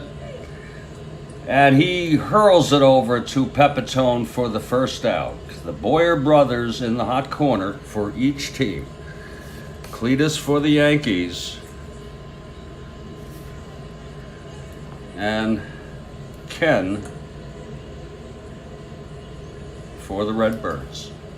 It's 1 down. Here's McCarver now to face Mel. He steps into the box. Tim, a left-handed hitter. Howard gives the sign. Stottlemyre's set, and here's the pitch to McCarver. That's four left-handed catcher X. That's going to be Howard. He's a 1-1. That sounds pretty good to me. Whoops. He's a 1-1. That'll be 6-1. He pops it out to Elston. There was a dribbler hit in front of the plate. Oh, that was McCarver. I'm sorry. So it's 2 outs, nobody on. And here's Shannon. Remember Shannon, the very exciting 2-run home run in the bottom of the 7th to put the Redbirds ahead 7-6, only to have the Yankees score 10 in the top of the 9th. And the winning run came home on a double play. I believe. I looked at it so many times. That's a base hit. And that's bases loaded. Yeah, it was a double play. That's 2 runs. That's a weird play. Okay, here's Shannon now. Facing Mel. The wind-up and the pitch. Lord, that's 6-7 right-handed. And he flies to center. Look at that with no X's there. Under it is Maris, and it's a 1-2-3 for Mel. So both pitchers with 1-2-3 innings here in the 6th. Isn't that something? Isn't that nice? And after 6, I wouldn't say it's that unusual, but it's a 2-1 ball game. And this is the Strat-O-Matic Baseball Network.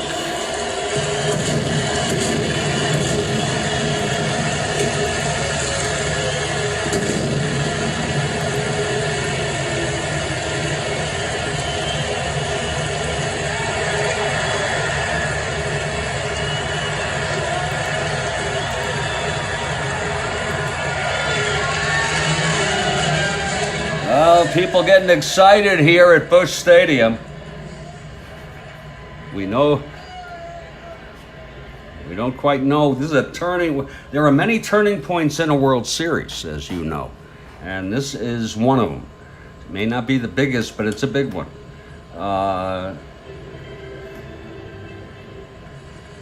Here comes Gibson now.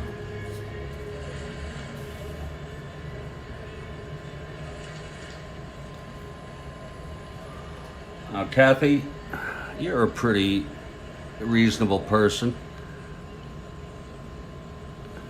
I'm going to give you a choice. Let Stottlemyre hit. It's only the 7th. It's still 2-1, and he's pitching great ball right now. Or I could bring in Reniff, who's good, not as good as Stottlemyre, but he's still good.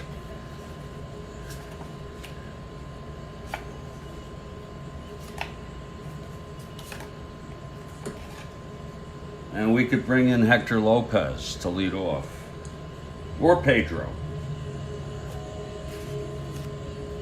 I'll give you the choice. And I'm going to let it go for about 30 seconds. I hate to put you in the spot. You could write pass. Ron McGrath, I think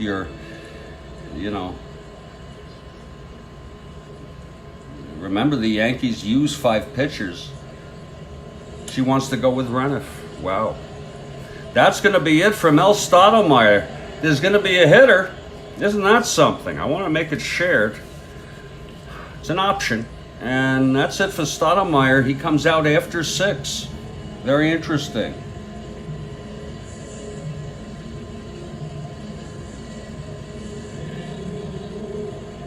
And let Mel... Oh, Road Scholar, you for the Cardinals? Do you want Pedro Gonzalez or Hector Lopez? Gonzalez actually has a better average, but Lopez has better power. Just a feeling. Sure, sometimes you go with intuition.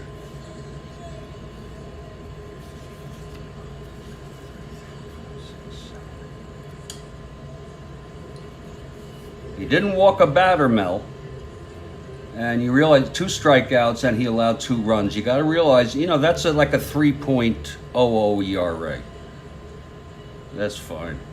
And you don't realize the great hitting that he's facing. It's going to be Hal Reniff.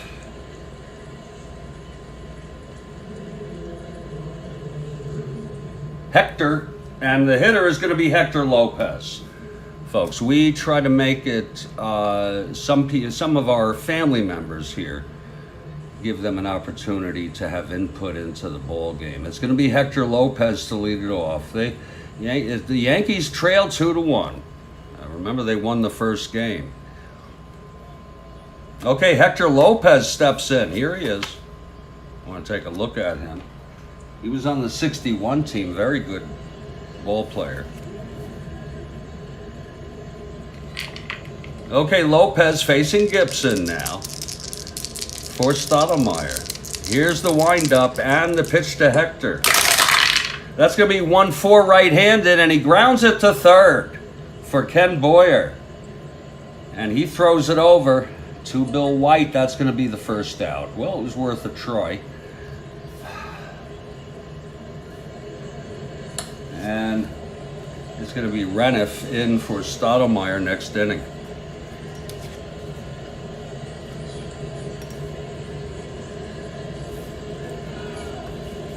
You know, if you hadn't done it, you could have been second-guessed for not doing it. Here's Phil Linz. If you're a good team, you got to have a pitcher who can come out of the bullpen. Here's Phil Linz 0 for 3. Granite, the third, struck out twice by Gibson. Gibson with 8 strikeouts.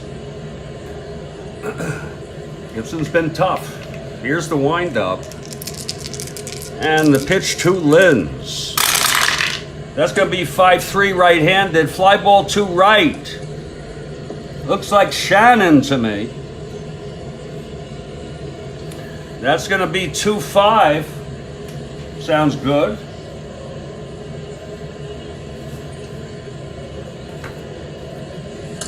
Two 5, 18-5, 18-2, and Shannon makes a running catch.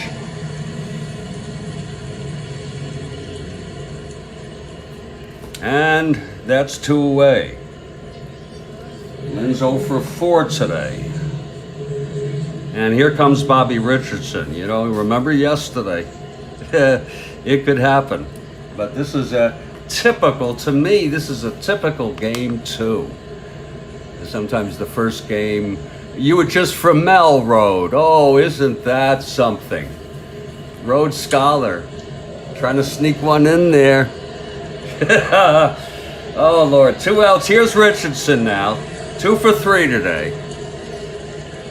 4 for 5 in the first game. 6 for 8 in the series.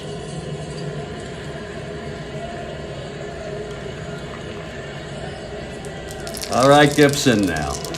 The windup and the pitch to Richardson. Lord, 4-8. And that's a drive hit out into the gap. It's cut off. It'll just be a base hit. Cut off by Brock. He's got really good speed. Richardson has singled again. My Lord. 2 outs, Richardson on first. 4-8 right-handed. That was a base hit by Richardson. And now he is 7 for 9 in this series. 7 for 9.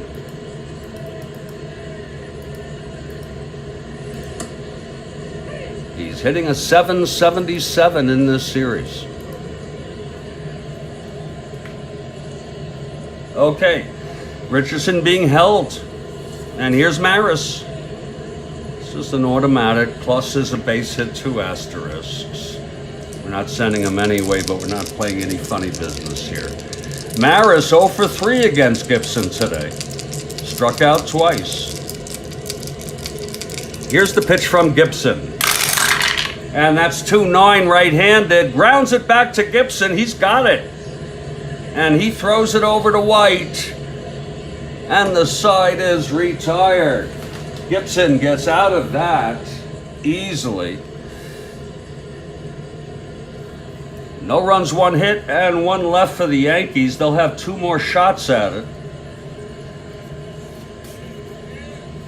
And there's going to be a new pitcher, Hal Reniff. Hal Reniff.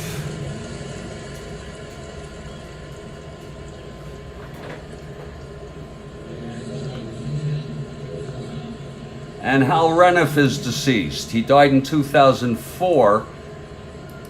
It just lets you know how many of these people, the far exceptions, are those folks who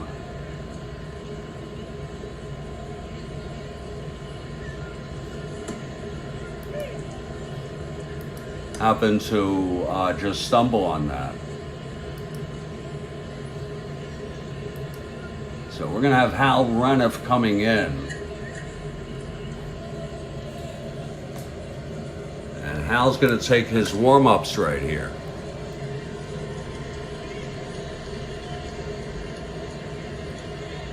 Hal Reniff warming up now in the bullpen.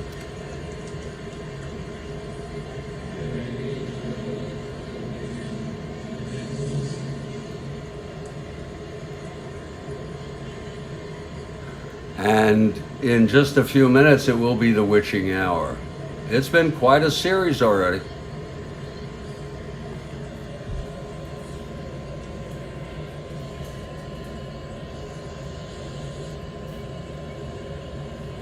We're in the middle of the 7th. It's the 7th inning stretch. Hal Reniff, you saw him. He's pretty good. 69 innings, 9 saves, 3.13. Good hit ratio. He looks pretty damn good to me, and does only allowed 3 runs. Doesn't have any homers on his card. He looks very good to me, and Reniff is going to try to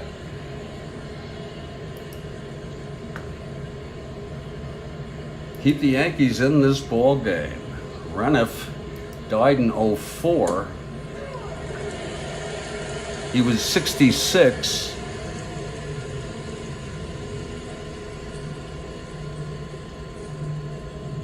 He spent 5 full years in minor league baseball before he got called up by the Yanks in 61. And he was with them right through. He played in the 64. He played in this series in real world, and 63 last year's.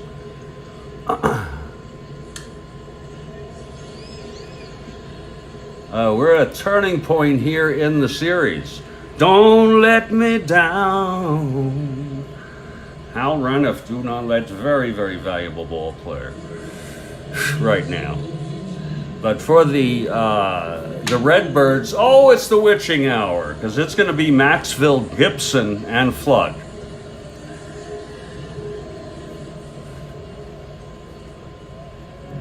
And Hal Reniff, the right-hander, will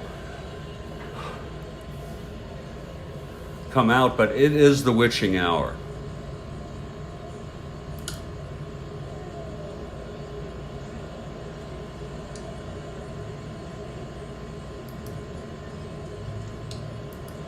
That's a good mug for Mark Meadows, Kathy.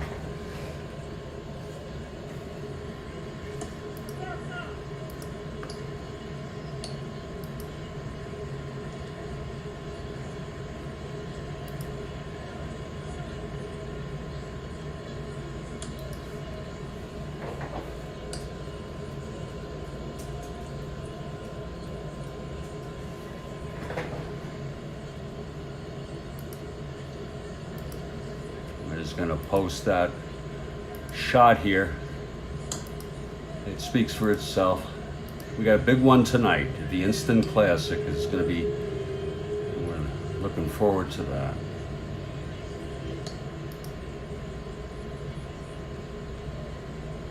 Let's get back to this ball game. Now, we're very lucky to have this ball game.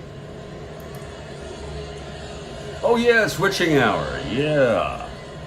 I'm going to stay with the runs, people. In fact, no, I may shift. I'm running a little low on the creamy. And don't think that I'm making a mockery of this game. This is my medicine, and I want to tell you something.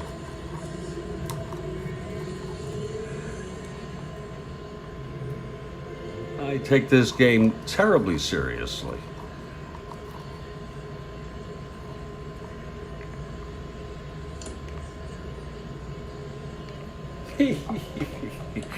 Take two little rabbit poops. They're even smaller than rabbit poops. You ever see the poop of a rabbit? My sister used to have a rabbit. Well, we are going to head after this witching hour. We're going to head to the bottom of the seventh. It's going to be Maxville facing Hal Reniff, who is now the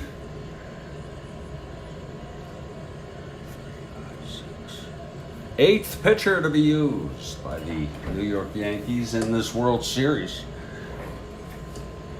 leaving Stottlemyre after Lopez. Pinch hit, Hector Lopez, pinch hit for Mel.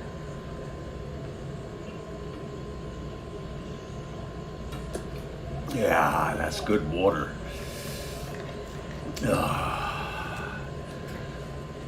Oh, Lord. Hal Reniff getting ready. It's the witching hour, folks, so let's have a little patience here.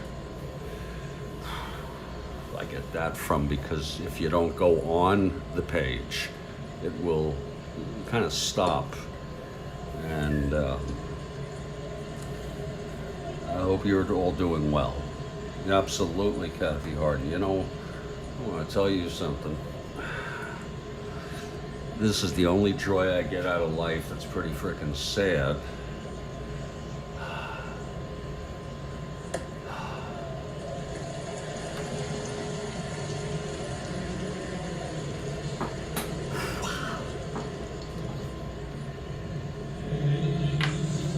But at least I have something. Okay? At least I freaking have something.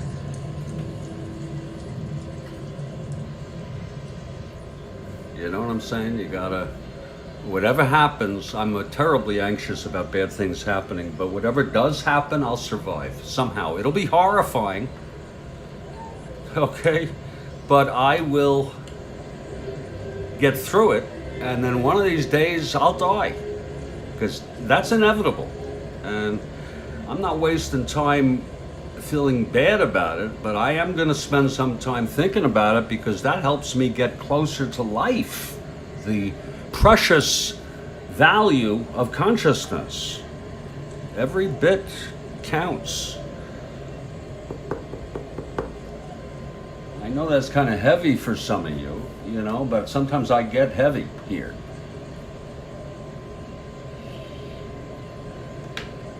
Yes, I do. I get a little bit of heaviness.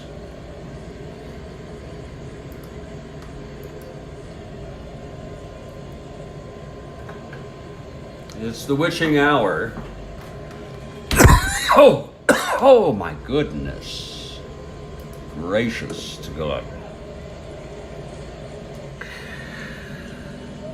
Let's move things over just a tad here so we give people a complete view of the score sheet. Strat-O-Matic is conceptual, meaning the game itself is conceptual, meaning the experience for the user is you got to have it in your mind that this is happening. The score sheet is a map you can use, but that's not the game. You've got to really, they have these little things you move on each base. I think that's ridiculous. I suppose in the long run it might help to avoid errors, but really, not really. It's not, this isn't a video game. It's not a computerized game, even though there is one.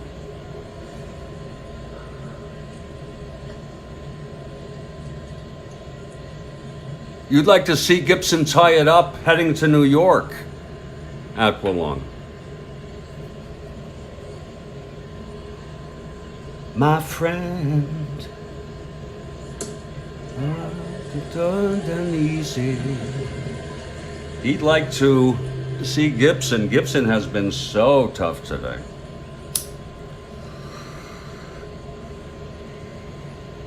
I'm going to reserve my wishes. I make myself, I mean, I don't want to upset Kathy Harden, you know, but I'm going to tell you. I'll tell you later after the game. My reflections on the ball game. We're going to take one more little rabbit poop here. This is some good shit.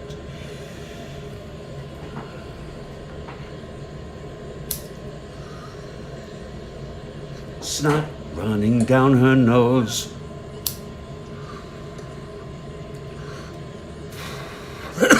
Hey, Aqualung. Here's Hal Reniff.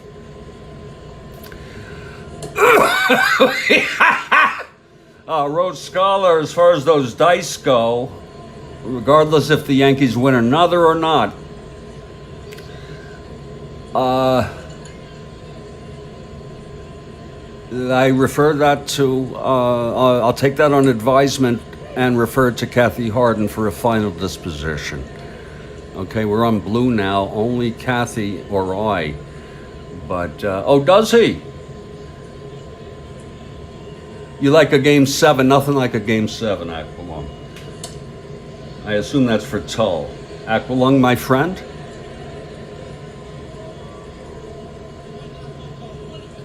Well, Hal Reniff is ready, and I even have a little spinach left in here. Believe it or not, that was a big second. Here's Dal Maxville stepping in. What a ball game it's been. Very, very tension-filled ball game.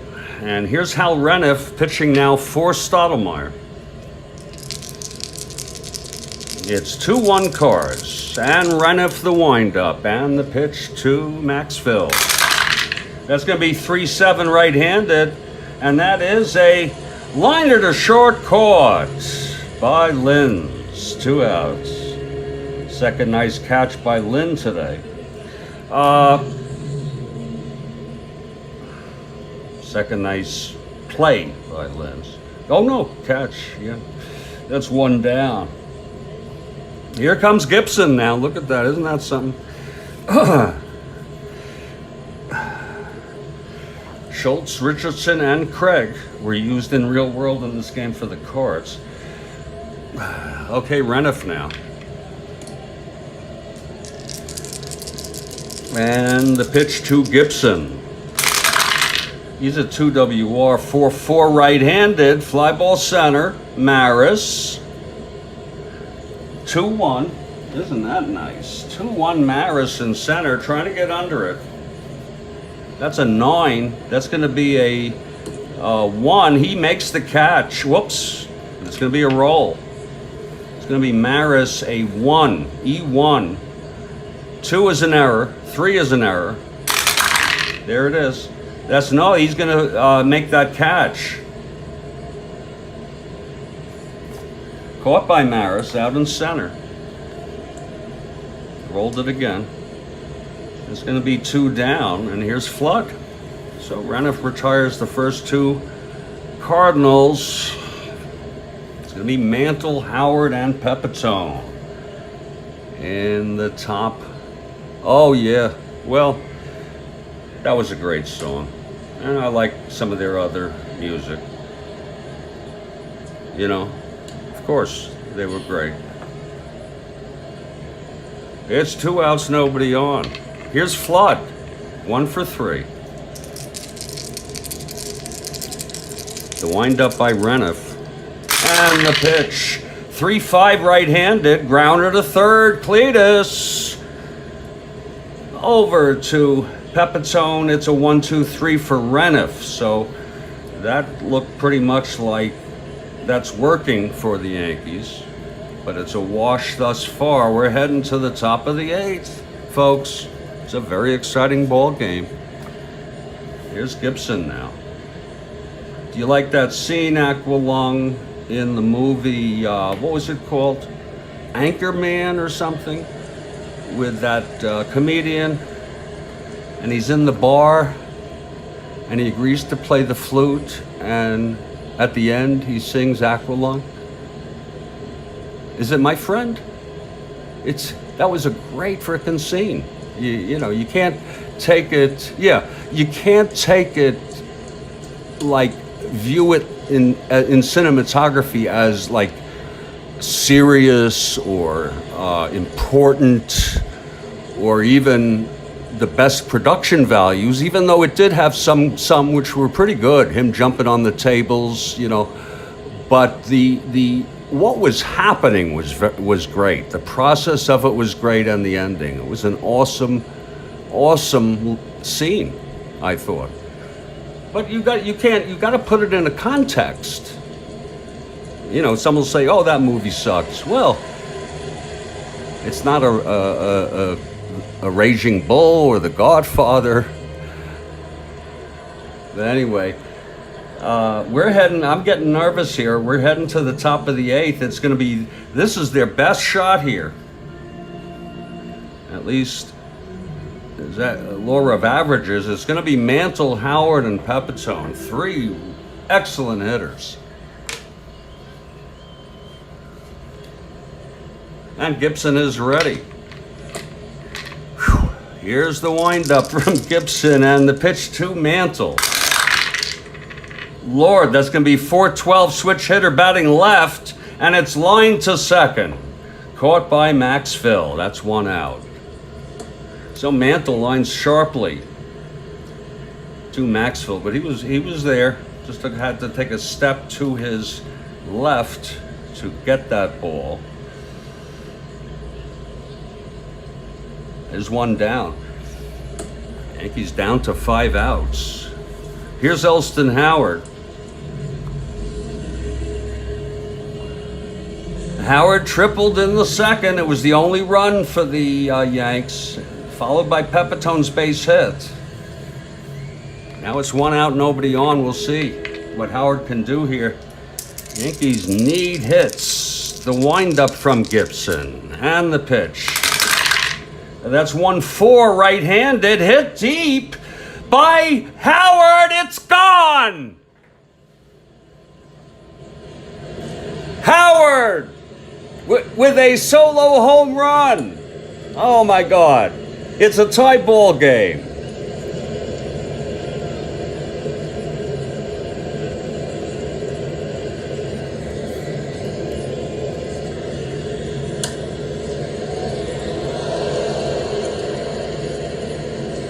Howard with the first home run of this ball game.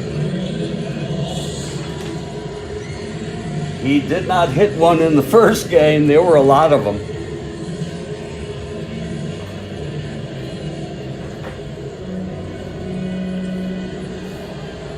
And here comes Joe Pepitone. How the hell do you like that? A home run. It's now a tie ball game. My Jesus. What are they trying to do? Frickin' give me a cardiac here? Lord. Okay, Gibson had a quick word with his catcher, McCarver. Okay, here's Gibson back on the mound. Now it's Pepitone, 1 for 3. Remember, he hit the blast in the 9th to ice it for the Yanks. Okay, Gibson is ready. Here's the windup and the pitch to Pepitone. That's 4-7 left-handed, and he struck him out. What a ball game. That's number 9 for Bob Gibson today.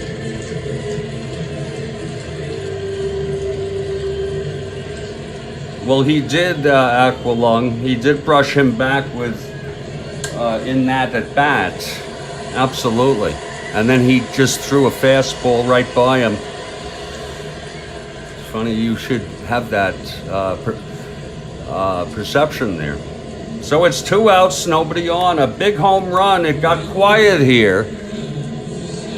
in Busch Stadium, formerly Sportsman's Park. It's 2 outs, no one on. Here's Tom Tresh now, and he got Pepitone swinging. Here's Tresh now, switch hitter batting left against Gibson. Tresh 0 for 3 today. Struck out twice by Gibson. Gibson now with 9 strikeouts.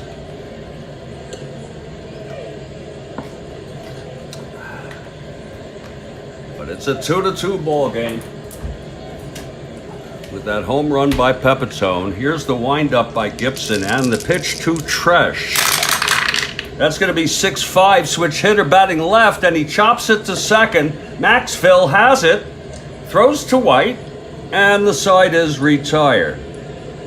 But what an outcome here. In the top of the 8th, the Yankees tie it with a home run by Elston Howard.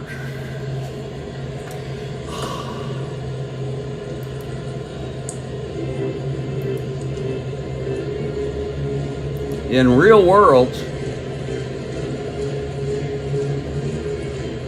the score was 4-1 Yankees.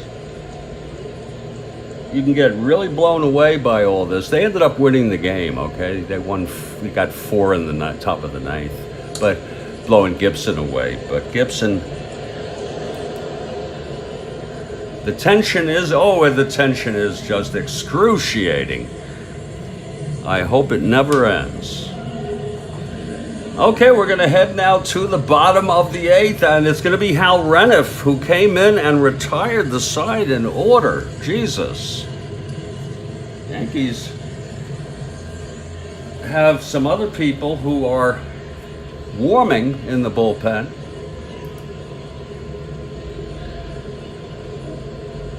They didn't use anybody in real world in this game because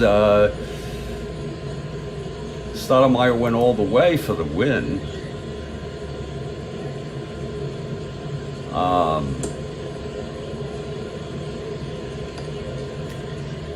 But all these people who pitched yesterday, and they're right here, these 5, are available.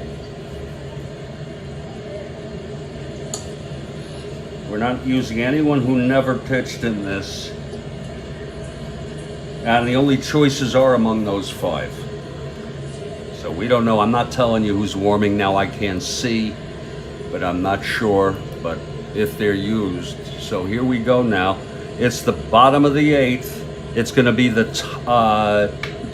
I consider almost Brock top of the order. That was weird, by the way, that he was put in the 2 spot. It's going to be Brock, White, and Boyer. Just all great hitters. Okay, Reniff retired the side in order. Here he goes, starting his 2nd inning. The pitch to Brock. 6'10", left-handed, grounds it to first. Pepitone has it, and he takes it himself to the bag. That's for the first out. And that brings up Bill White. I don't know if any of you remember Bill White as the announcer for the Yanks.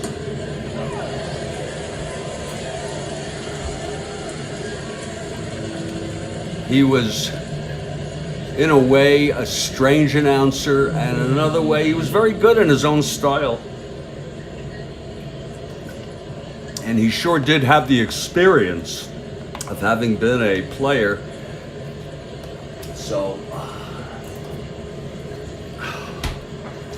okay, Bill White steps up. Here's Reniff now, the pitch. That's 5'6", left-handed. He flies it to right, and Mantle is there. 2-away. It's been a tension-filled game 2. A very, oh yeah, with the scooter, yeah. This is how I could try to do Ruiz pitched very well too. He's pitched a good ball game. I'm not sure if I could get that. He was very interesting. Okay, here's Reniff now. He's retired the first 5 Cardinals he's faced. Here's Boyer. And the pitch. That's going to be 5-10 right-handed. He walked him. So he lost Boyer. That's not hard to do. Boyer will take first, and it's going to be Dick Grote.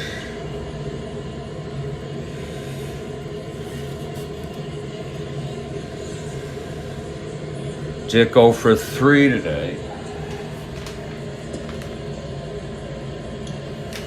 2 for 5 in the first game. Boyer, the go-ahead run on first, 2 down. Reniff from the stretch. And the pitch. That's 3-3 right-handed. Grounds it to first. Pepitone, this time Reniff covering the bag. And the side is retired. No runs, no hits. The walk to Boyer. He was left on. We've gone 8 full. It's a 2-2 ball game. And we're heading to the 9th here. We're here on the Strat-O-Matic Baseball Network. I think I mentioned I still have some flour in there. And I'm really, I am just on the edge of my frickin' seat wondering what the hell's going to happen here. This is turning into a memorable World Series already. It really is. And this is game 2. Oh, Lord. That home run by Howard. Elston.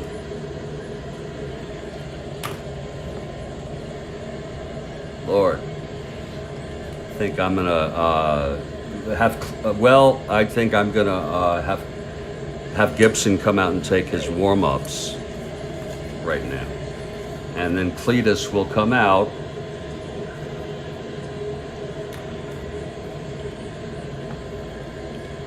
"36 starts." Kathy Harden for the Yankees. Been quite a ball game, folks. Again, if you're just joining us, we went through it yesterday, arguably the greatest game I ever played. I mean that. And this one is completely different. This one is also as close as yesterday, but it hasn't gone back and forth. It's been 2-1 St. Louis all the way. It was 1-1. And then the third 2-1 all the way until Elston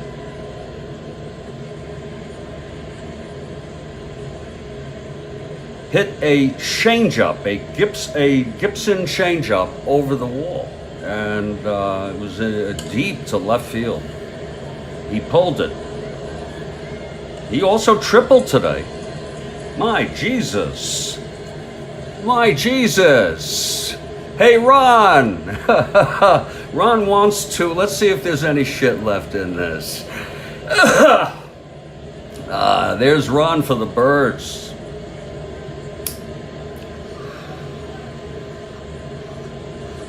Oh, there is. Oh.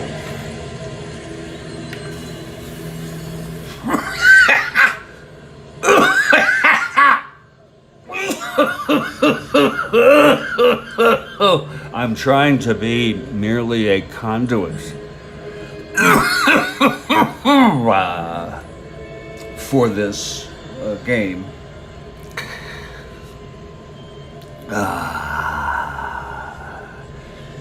Okay, here's Cletus. Top of the 9th, folks. This is just too freaky.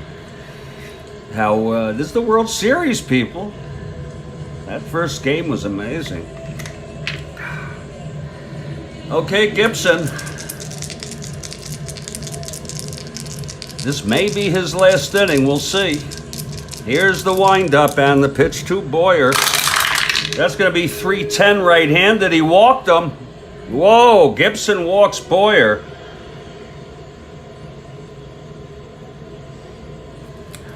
They're going to keep him in. I had a mind to pull him, but really he doesn't have the fatigue yet. And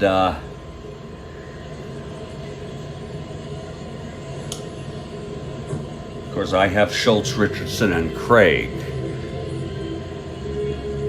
So Boyer walks, and there is going to be a hitter. How do you like that? For Hal Reniff, who pitched very good, 2 very, very good innings. There's going to be a hitter for Hal Reniff. He pitched very good baseball. And the third Yankee pitcher will be coming in after this pinch hitter. And the pinch hitter, I'm afraid to say, will be Pedro Gonzalez. I'm going to go recheck the score sheets, but there's really no one to speak of.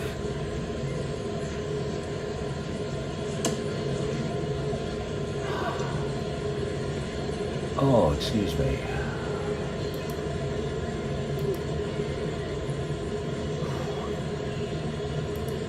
I gotta be very, very, very freaking careful about this for both teams.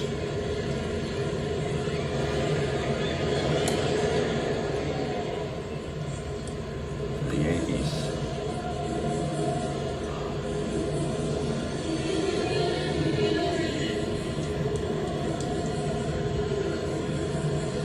Archie Moore did not play in this series.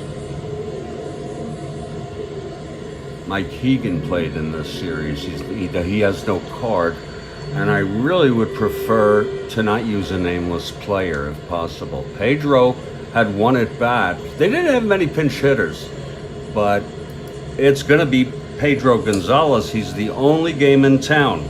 He is a B bunter. So here comes Pedro.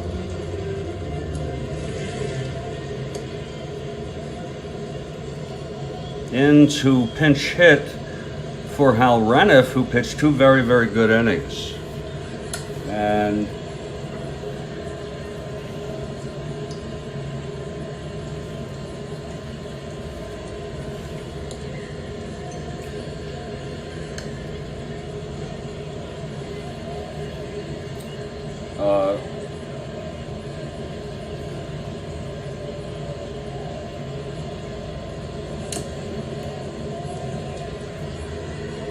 check one other thing here.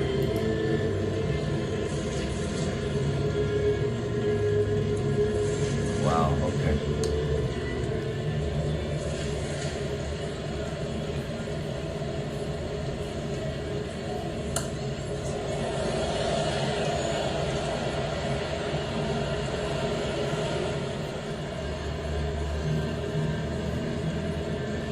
It takes some doing because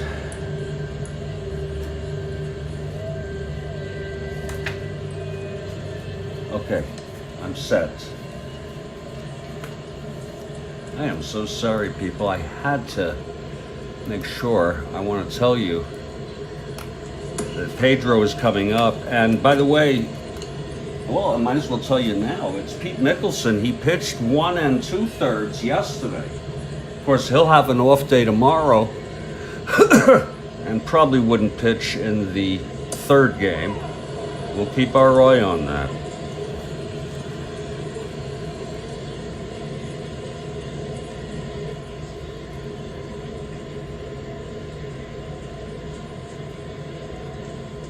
They don't have the greatest bullpen, I'm going to tell you that. Here is Pedro. I'll give any Yankee fan out there the option to bunt, but I want to tell you 50% chance the infield would be in and he'd be a C. So I'm giving a 30-second call out to any Yankee fans who want to bunt here. I'm not going to disclose what I'm going to do. What I would do. It's Pedro Gonzalez facing Gibson. Okay, we are going to lay it down. Against Gibson, I don't trust Gibson. Let's check out the infield here on Pedro. That's going to be in. He's going to be a C now. Here's Gibson with Boyer on first. We're all tied up here, top of the ninth, nobody out. The pitch to Pedro. That's going to be 9C. That's probably trouble. And a bad call by Yogi Berra. Pedro Gonzalez bunts it down, and Boyer is thrown out. So it's a force out.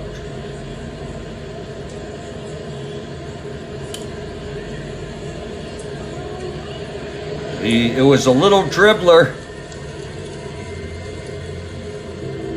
in front of the plate, and he threw a rifle shot to Maxville. McCarver did. Gonzalez is safe at first with one down. It was a, my decision-making process was, Gibson's not a normal pitcher. Do something. And so it's a force out. It's one out. And here comes Phil Linz. He's 0 for 4 today. Phil, and struck out twice by Gibson. Gibson's still going here in the ninth. Remember, Phil Linz hit the home run in the third inning of yesterday's ball game. That was the first run scored by the Yanks. They were down 4-0 at the time. If he gets a hold of one, he has power. Okay, here's Gibson from the stretch, and by the way, this is his second endurance inning, and he's fresh. Here's the pitch to Linz. That's going to be 5-9 right-handed. Grounds it to short, and that's swept up by Grote over to Maxville to White, and that is a double play, and the side is retired. Gibson gets out of it. The question is, if they don't score here in the bottom of the ninth, will Gibson pitch a 10th inning? And I say yes. Damn right he'll pitch a 10th inning. This is the frickin' World Series. Okay. There's a new pitcher now. Pete Mickelson. It's a tie ball game. It's anybody's frickin' ball game now. Stottlemyre off the hook. Gibson. Still going. Don't you love that? Bob Gibson still frickin' going, this youngster. What was his first frickin' year, huh? I gotta see it. After thinking about it so long.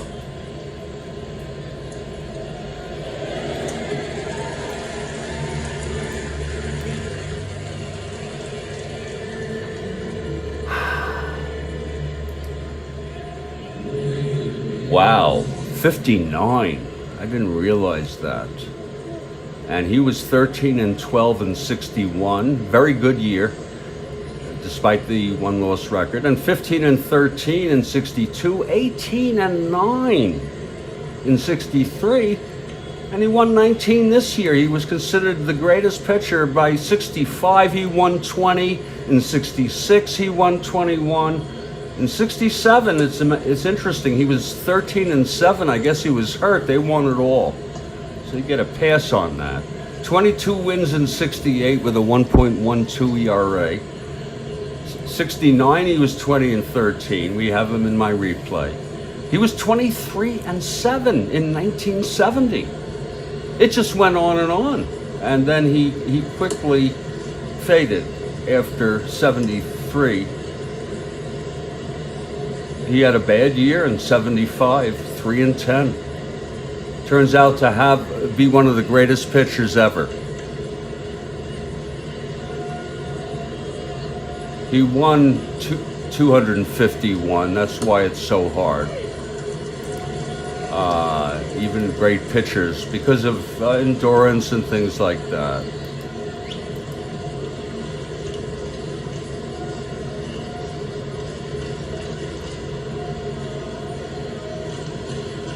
Well, we're heading to the bottom of the ninth, folks. Pete Mickelson comes in now. Move things over just a tad. And he'll face McCarver, Shannon, and Maxville close to the bottom of the order. I should say the bottom of the order. Ron McGrath, very excited for Gibson and the Cardinals. Now, Gibson let up that home run. That's pretty dramatic.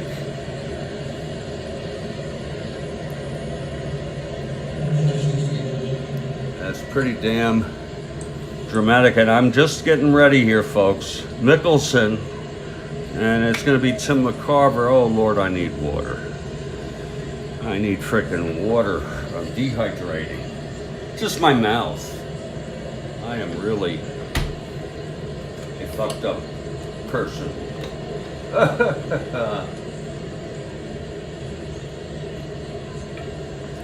I'm trying to get by without being scared to death. Literally. Oh, did he hurt his leg? But isn't it something how he came back? Wasn't Bryles good that year? And Carlton and I don't know. All right, here's Tim McCarver now. I think of the Cardinals of the late 60s, mid to late, as a mini dynasty or an almost dynasty. You know what I'm saying? And to me, I was hardly following it then, but I did start the next year. But I do remember the Tigers winning and thinking it was like boring to me, because I've always been, ever since I was a kid, an NL fan. You know that? But it's okay. Today, I don't see any difference. And I look back now anyway, and the American League has great history in baseball. The Yankees are probably the most successful team in the history of any franchise in sports. McCarver is taking his sweet ass time here, trying to drive all of us nuts. Okay, let's get going here. Okay, here's Mickelson now facing McCarver. We're tied at 2, bottom of the 9th. That's 3-7, left, right-handed, and he flies it to center. Oh, coming right under it is Maris. There's one down there. Isn't that something? People are not hitting their spots tonight. Here's Mike Shannon. And what a series it has been. It's almost already like the first game is nostalgic. Shannon's 2-run homer. Mike 1 for 3 tonight. Singled in the second. Here's Mickelson now. And the pitch to Shannon. That's going to be 1-8 right-handed. Grounds it to third. Boyer stops it and throws it over to Pepitone. What a beautiful play. Oh my, oh my. He hit that so hard. What a frickin' game. Oh, you know, now I wish I could have background that I could really manipulate. And I wish I had a whole staff here to help me with the manipulations. But, you know, did you get an idea how good that was? Cletus is really, they're both great third basemen. So it's 2 outs, and Maxville is the batter. One thing we know he's not going to do is hit one out. And that is a very good thing for Mickelson. But you don't want to serve one. But he's a W all the way.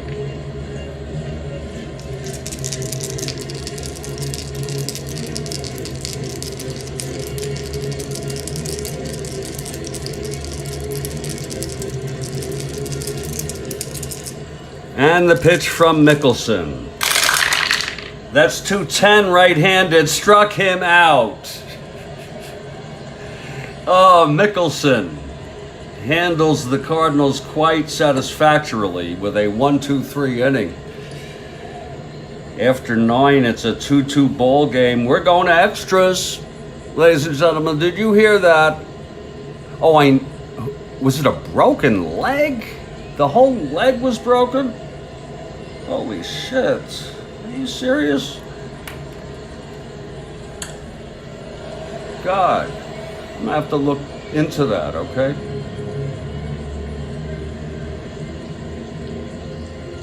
We're going to extra innings, folks. That means we'll take a short break. It's tied up at 2 here. This is game 2 of the World Series. Sometimes you don't know when you're going through the greatest World Series in history. But it sure seems like that for this one. And look who's coming out to pitch his 10th inning. It's Bob Gibson. Oh, I love it. I frickin' love it. Gibson has pitched 9 innings. He's allowed 2 runs. He's allowed 9 hits in 9 innings. Walked 1 this last inning and has struck out 9. And he's pitched awesome baseball. There'll be a pinch hitter for him in the bottom of the 9th. Okay, no matter what. And that's the way I work. And if any of you Cardinal fans want to take a pick of who would pitch,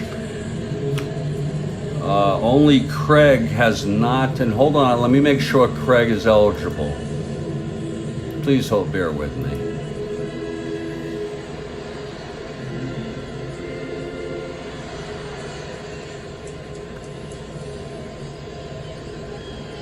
No, he's not even listed for some reason.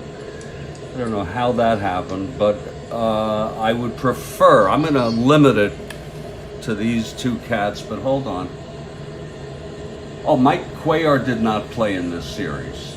Bob Humphreys pitched. And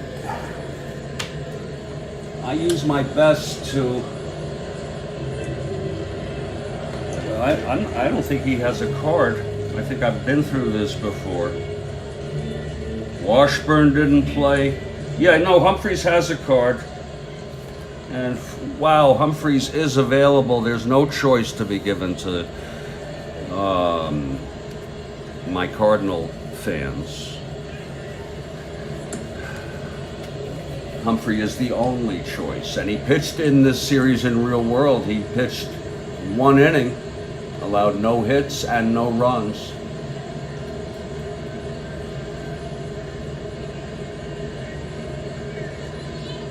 Struck out a batter.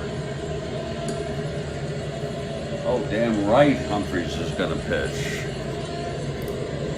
No matter what, because there's going to be a pinch hitter no matter what. Even if the Yankees score 20 runs in the top of the 10th. If you understand my logic. Okay, I will be, that's wild. But I thought that Gibson pitched in the 67 World Series.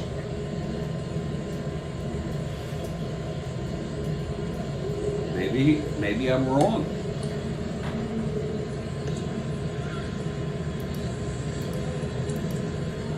Completely wrong, which is a real disappointment. He did pitch in the I have him pitching in the oh no, I'm so sorry. No,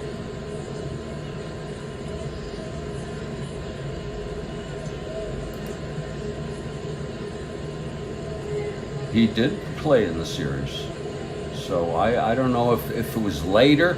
I think it was probably later for Gibson, hurting himself.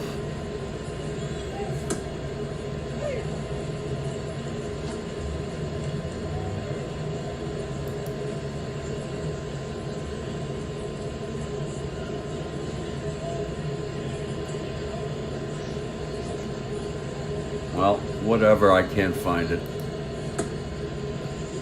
Okay. We're going to take a little break, folks, you know, just so I can collect myself. Look at Bobby Richardson, for the sake of Jesus. Folks, I want to tell you, he went 4 for 5 in the first game. And he is now 7 for 9.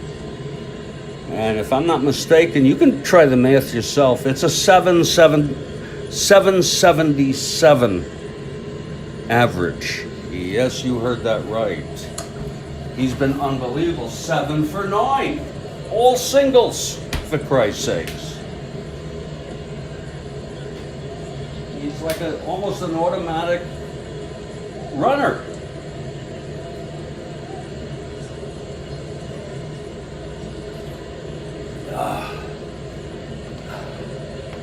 He's on frickin' fire. Unbelievable.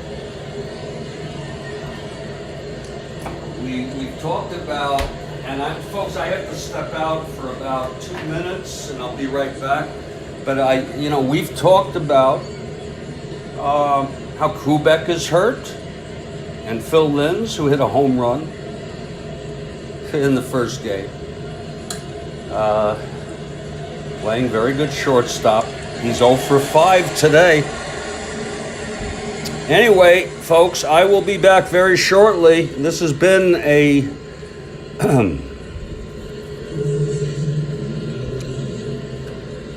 here's Gibson. This has been quite a ball game. Wow. I want to keep this open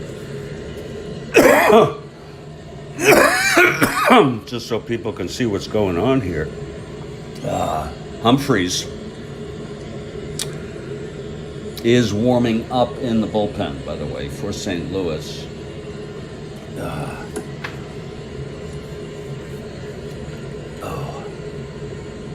And there's nobody warming right now in the Yankee bullpen.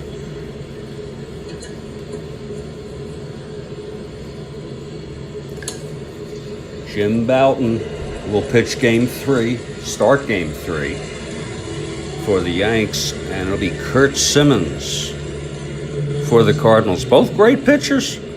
Amazing. One of the best, maybe the most evenly matched. It was just and it's great to relive it here. If you're just joining us, the Yanks won game 1, and just a game that is like almost a blur to me now, but all I can remember is that it was the most exciting frickin' back and forth game I've ever played on Strat-O-Matic.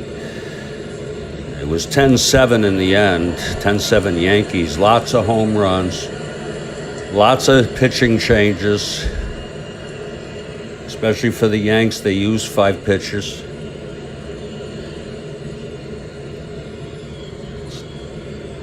Schultz is available in this game. I might use Schultz, okay? He's even better for the Cards. Just, you see how I work both ends of this shit. Yeah, Schultz pitched in both the first and the second. In real world, no reason why Barney would not be available. Isn't that a card? And I'm going to take advantage of it for the Cards. We do it both ways. With the Yanks, we'll find ways to do the best we can, but that's just too close to reality to pass up. And I hope you all understand that. I'm going to take a step outside. When I come back, we'll move on to the 10th. In this game 2 of the 1964 World Series, my name's Jeffrey Guterman, and this is the Strat-O-Matic Baseball Network.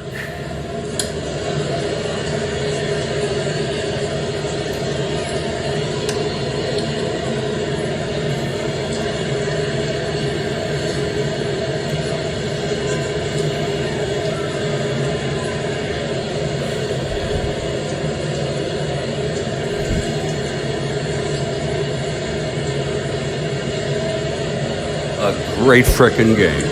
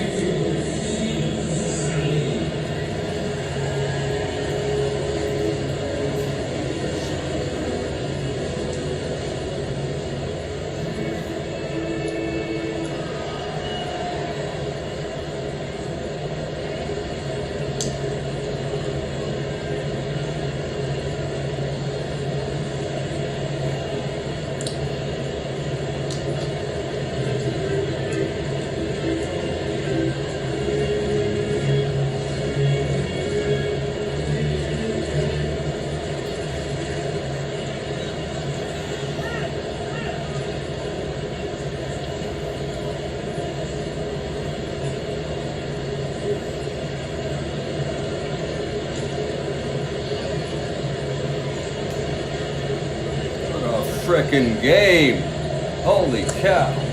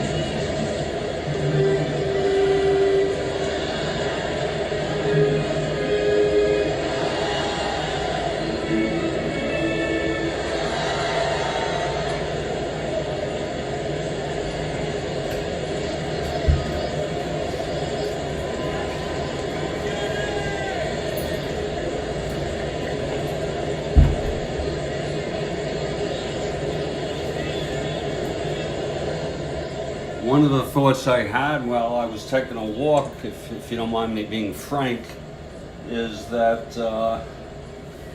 this has been some of the best baseball I've ever played on Strat-O-Matic, with Strat-O-Matic. And it wouldn't mean a minuscule percentage if I was doing it alone. It's doing it here. And I just want to mention that. And that we are in extra innings here of game 2.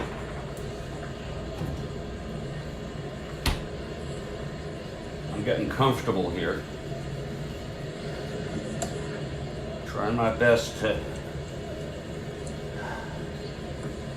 adjust, adapt to the environment here.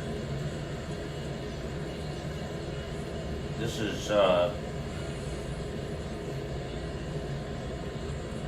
very important time to me because we're reaching the top of the hour. And that means it is the witching hour, unless it's bewitching hour.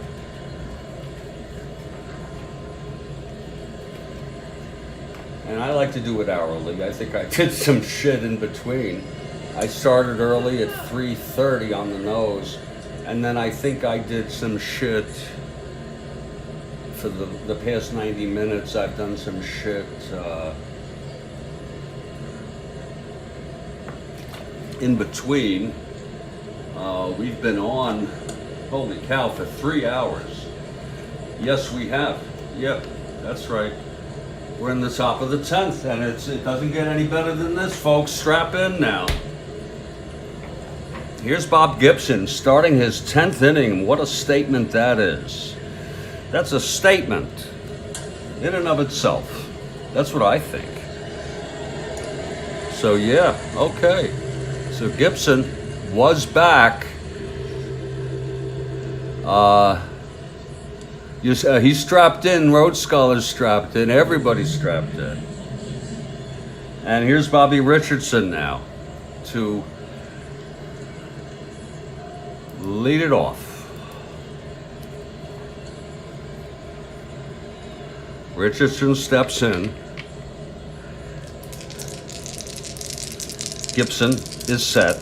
The windup and the pitch to Richardson. That's going to be 5-7 right-handed. This time he grounds it to second. That's for Richardson. He's a 116.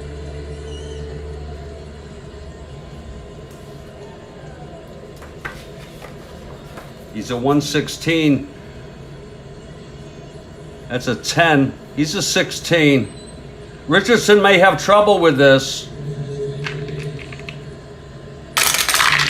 That's going to be 9. Oh, he boots it. Oh, Richardson booted that. Oh, my. Oh, I'm so sorry. It's Maxville, 334. Can we do that over? We got to do that whole shit over. Now, does anyone remember what the first roll was? You see, I hate when this shit happens. It was a ground ball second X, and I'm pretty buzzed. I don't know if it was...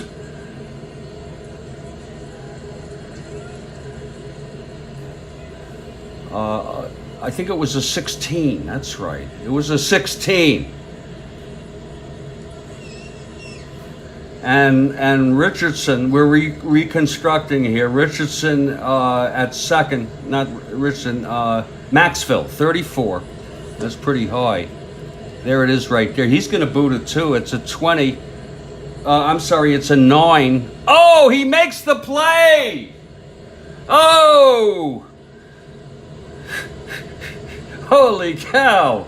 We're going to accept it at that. Maxville, who's had some balls go through, we see did make it. And Kathy Harden, this is built into the game. Any concern? Oh, it was 5-7. Yeah, but what was the 20 die? The 20 die is what I needed. And it was a 16. I just read it. And it goes in your favor anyway. That's 1 out.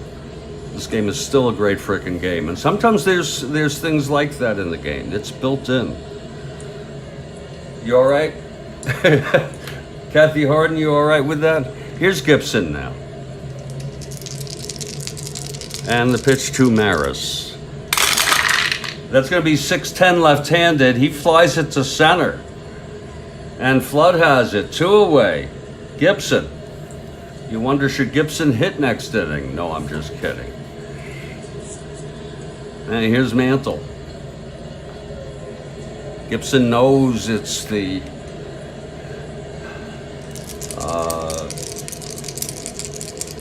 witching hour right now. Unless it's called the bewitching hour. But he's a fast worker. Here's the pitch to Mantle. All right. Kathy Harden's a good sport. 1-8 right-handed. He walked him. Okay, Mantle is on. That's 2 outs, and here comes Howard now. Boy, Howard really surprised with a solo blast to tie it up in the top of the 8th. Can he do it again?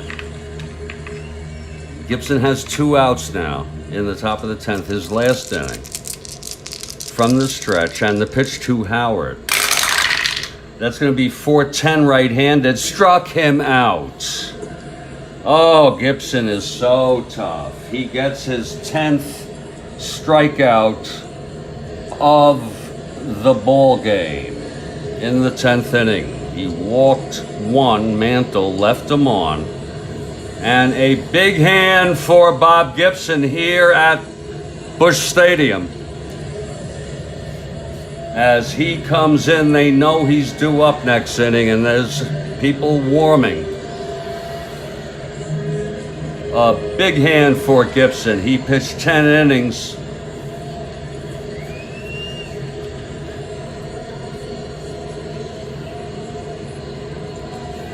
He allowed 9 hits.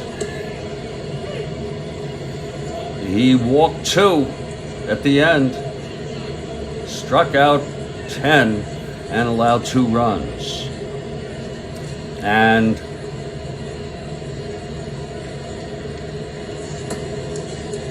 Mickelson, who retired the side in order in his first inning of relief, is coming in. And there's going to be a hitter for Gibson. And Barney Schultz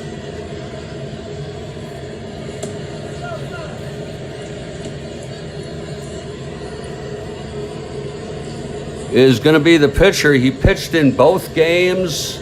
Oh, thank you very much. All right. Barney Schultz, who came in the first game. A disappointing outing for Bernard. He pitched 1 2/3, allowed 2 hits. He walked 2 and allowed a run. It was Taylor, though, who lost it, but Bernard, I would prefer to say, is going to pitch again today, just as he did in Real World. I remember in Real World, Cards won the first game, and then the Yanks took the second. But Gibson, just an amazing performance tonight. Even though he's going to get, unless the Cards score here in the bottom of the 10th, he will get no decision. Bernard, I'm so sorry, is coming in. Let's see who's going to hit here. And we got to pick out a winner, because I want to tell you something. We're only using people who were used in Real World. Charlie James is available.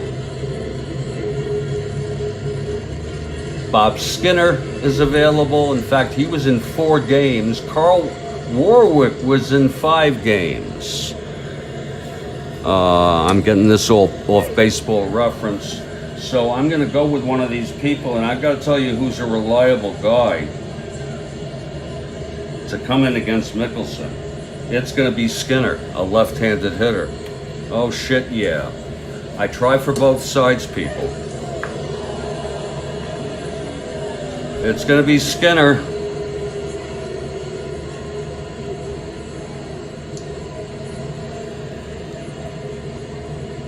A turning point in the series. There will probably be multiple turning points. It's going to be Skinner coming in to hit. Isn't he a former Pirate,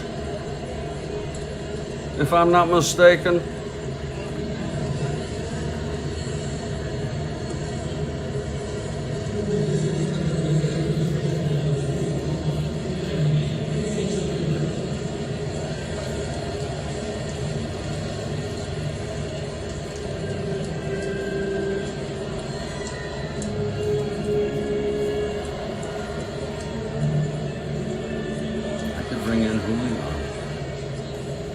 You know, I can have this guy pinch hit sometime.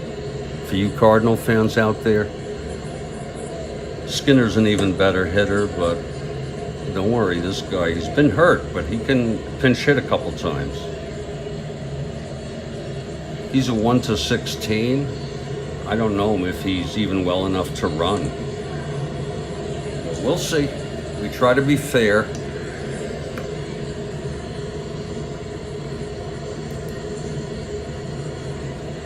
We have Skinner, Bob Skinner coming in.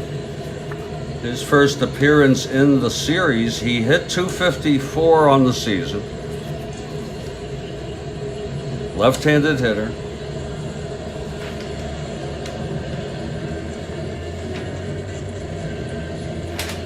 And I need some water or I think I'm going to die. Maybe that's a slight exaggeration. Let's get some water here. Skinner is digging in very, very deeply into the batter's box. Mickelson retired the side in order in the ninth, his first inning. In for Reniff, who came in for Stottlemyre. Great Yankee pitching tonight. See if Skinner can maintain it. Mickelson can maintain it. Here's Mickelson now. He's ready. Aqualung says, "Oh yes, this is the right here. I would have caught that eventually, sure. But thank you so much, Aqualung, my friend." Okay, here's Mickelson. He's ready now. Here's the windup and the pitch to Skinner. That's going to be 3-6 right-handed. It's hit deep by Skinner. Oh, it's in the gap. Extra bases. Skinner in second with a double. Oh my, off Mickelson. Oh my.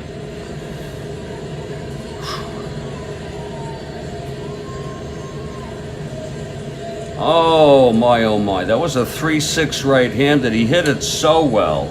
And it's a 9, folks. You all know that. Yeah. And he frickin' belted that. Thrown in by Mantle.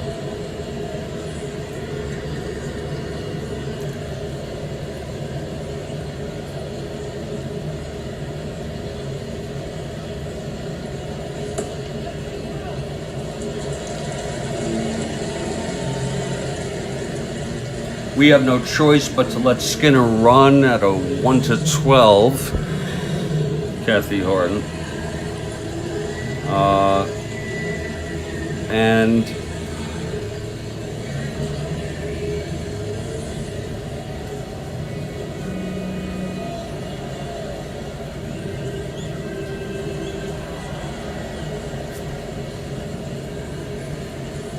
due up right now is Flood.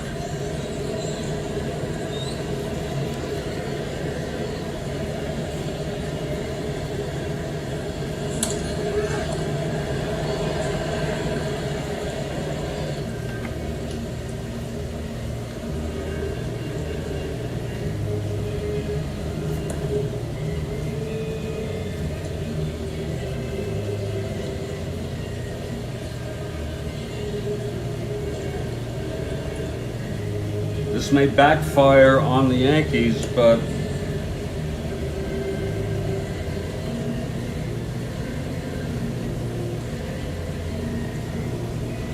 gotta be very careful here.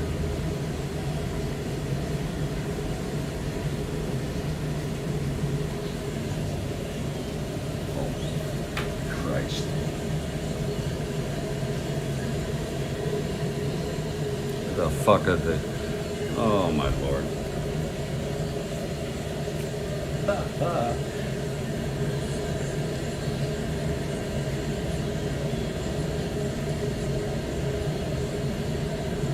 Let's see here. This is a very, both went all the way. I want to tell you all that. Both went all the way here. I'm looking for a Yankee pitcher.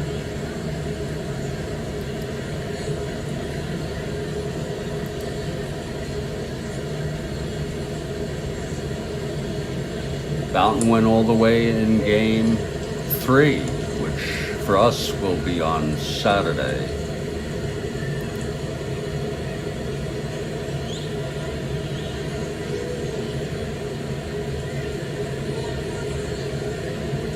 Terry and Mickelson pitched in game 4. I guess Terry is the only choice, and he's gonna be pulled here. There's gonna be a little break in the action, and just to make it look good, if you don't mind me being as frank as I can, it just seems realistic. I just feel it intuitively that they would do this. And that's it for Mickelson. Very, very low frustration tolerance they have. He pitched 1 inning. He could lose this.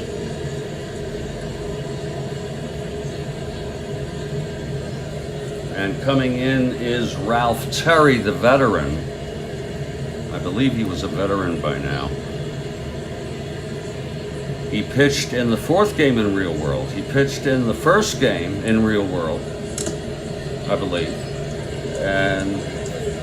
And/or I used him, and he's quite possible. Now, he's good not to use again until game 4, okay? That's the way I look at it. Ralph Terry has just come in. He's taken his warm-ups, and he's got a tough order here. He's at a tough frickin' order. Here's Curt Flood now.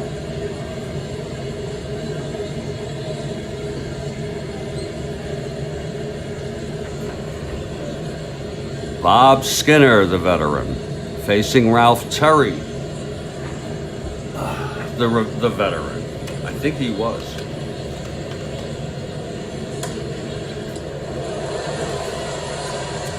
Curt Flood digs in here.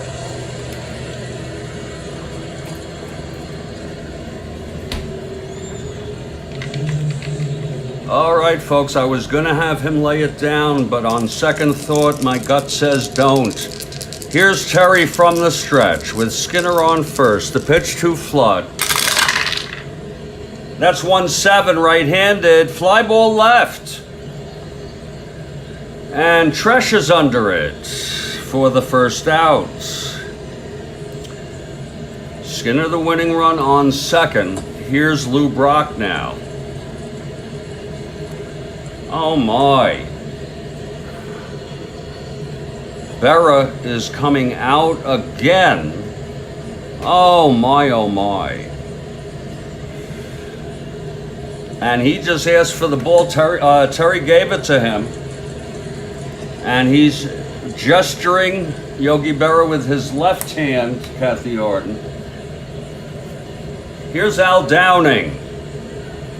Left-hander coming in to face the left-hander Brock. Al Downing, we're trying for both sides here. So Terry retires 1 here.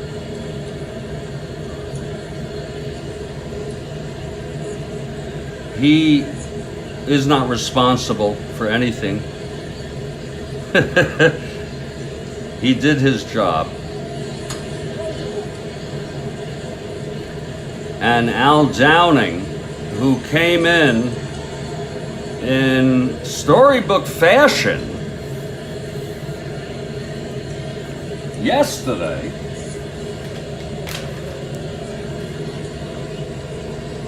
to pitch the last 2 innings perfectly.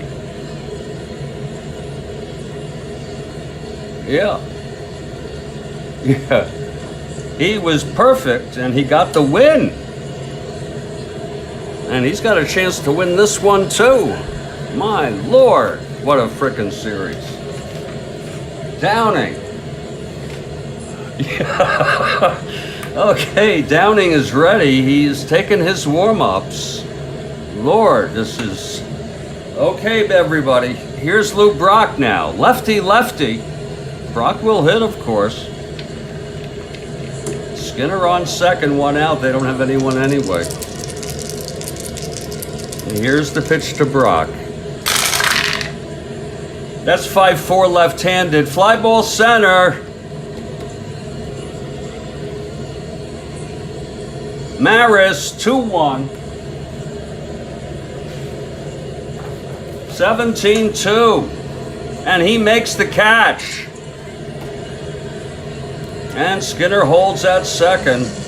2 away for the Yankees now. So, Downing. Woo!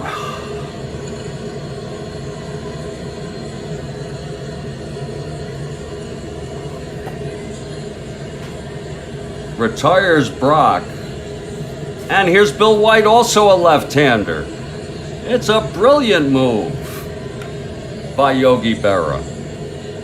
Jesus, and it wasn't me, folks. It was just sort of like, you know how some people say they get the message from God made me do it, or something like that? Well, Yogi made me do it. Okay? This might complicate game 5, which he started. I think it was 5 or 6, we'll have to look, and I'll be consulting with Kathy Harden with that and Whitey Ford. It's 2 outs now. White dug in deep. Here's Downing. The pitch to White. Lord, 212 left-handed. Grounds it to second. Richardson takes it on a hop. Throws to Pepitone, and the side is retired. Oh, my. Oh, my. Oh, my, oh, my. Is that a 212? Left-handed. Would have been about the same if he was facing a righty, but Downing pitches 2/3 of an inning. Just amazing. After Skinner doubles off Terry, off Mickelson. And we're going to the 11th. My Lord. I mean, what are they trying to do?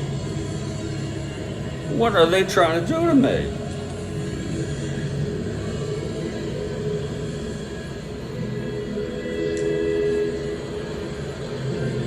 And, well, I'll be a horse's ass. Here's Barney Schultz.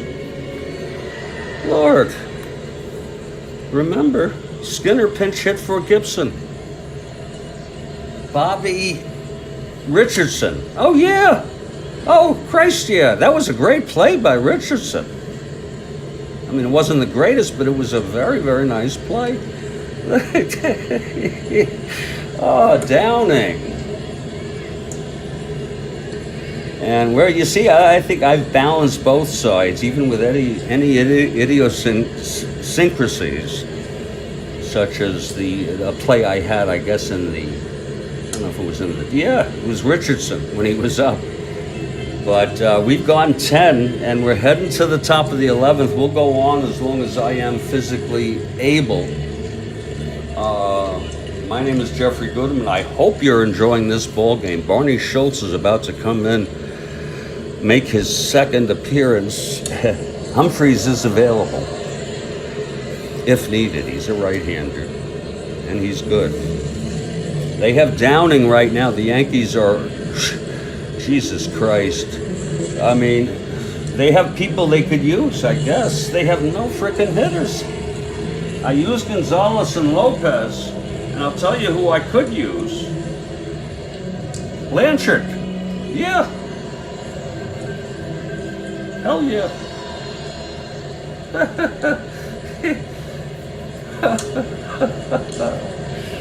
Oh, what a pleasant surprise, sure. Oh my, oh my. Yeah, Blanchard.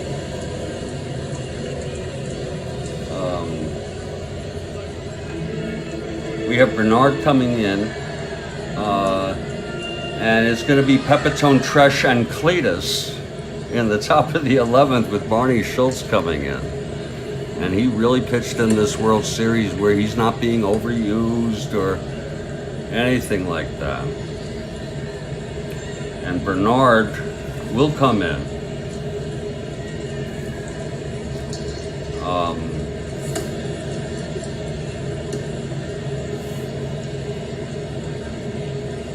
And we will be back in a few minutes, folks. I hope you all understand I am human and I have my limitations. And I want to do this right. I want to come back in a few minutes, about 5 minutes, just to get myself together. Okay? That was some half inning. How Terry came in, got Flood to fly to left, and then Downing. There's something in the air, folks. It'll be Pepitone, Tresh, and Cletus when I get back. My name's Jeffrey Guterman, and this is the Strat-O-Matic Baseball Network. We're at Game 2 of the 1964 World Series. And if you're just joining us, Yanks took the first one 10-7. It was amazing. This one has exceeded all. This one has been and I wanted to mention this before I take my break. This one has been full of tension, creepiness, spooky, mysterious. It's creeping. And it's creeping up and down my spine as I'm saying, what kind of game is this going to end up being? And it is great for baseball. It is great for Strat-O-Matic baseball, and in particular our replay of this World Series. Game 1 was, I don't know which game is better. Really, I really don't. In a way, this one might be better, okay? First of all, it's a better played ball game, better pitched ball game. Stottlemyre allowed 2 runs in 6. Gibson went 10 and allowed 2. And everybody else has shut down the offenses, the batters, to take us into the top of the 11th. I'm going to be out for a few minutes, clear my molecules, and then we'll be back. This is the Strat-O-Matic Baseball Network.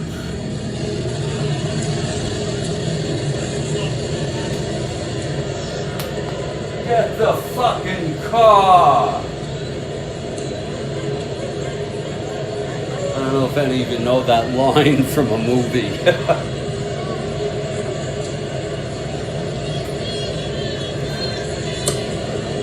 Absolutely.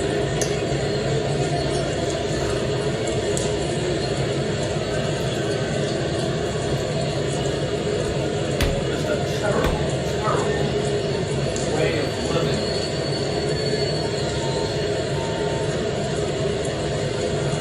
A terrible way of living.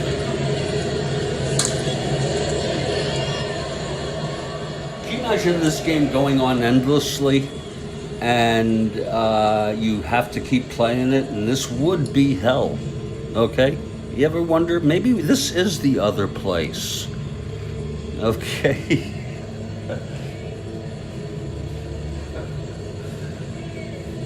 Sometimes I get a twisted sense of humor, folks. I gotta tell you, this is the best it's ever been, and I'm talking about continuing from yesterday's ball game to today's ball game. And today's ball game just sort of puttered along, and then Elston Howard, hit a solo blast to tie it at 2.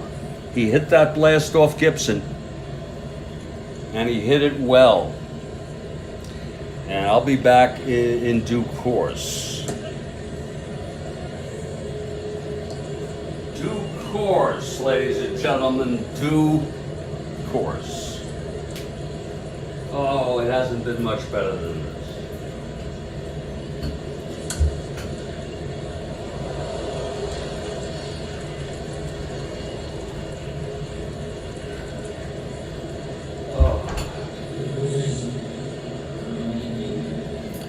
Oh, Lord help me, God.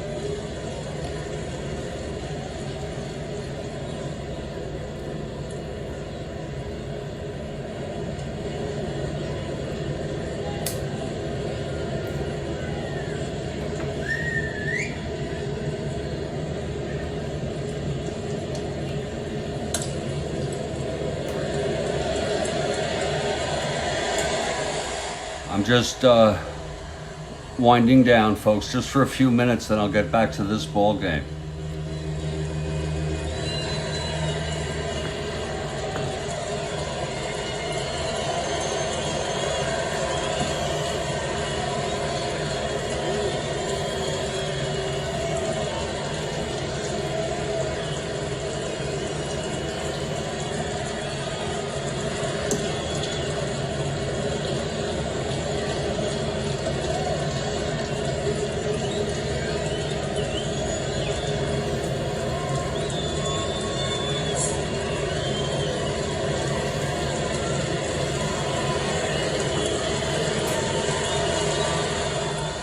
Soak it in, people. Soak it in. Feel the electricity.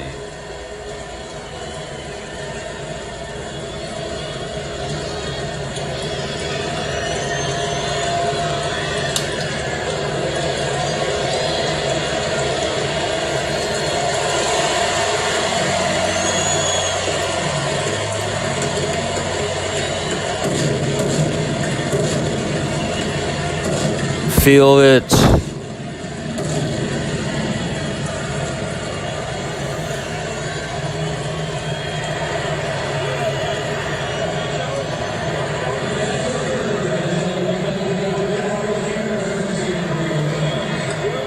Feel it.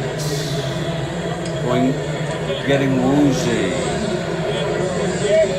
Yeah.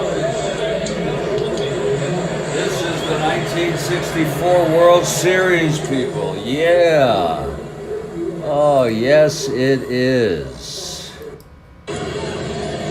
Woo! Yes, it is.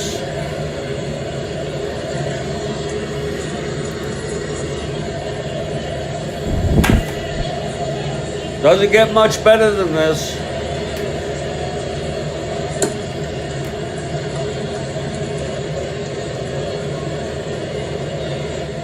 I don't know how much these folks paid for these World Series tickets. Back then they were fairly reasonable compared to today.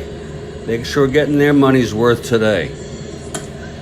I don't think anyone has left this ballpark, and if they have, they're missing the greatest.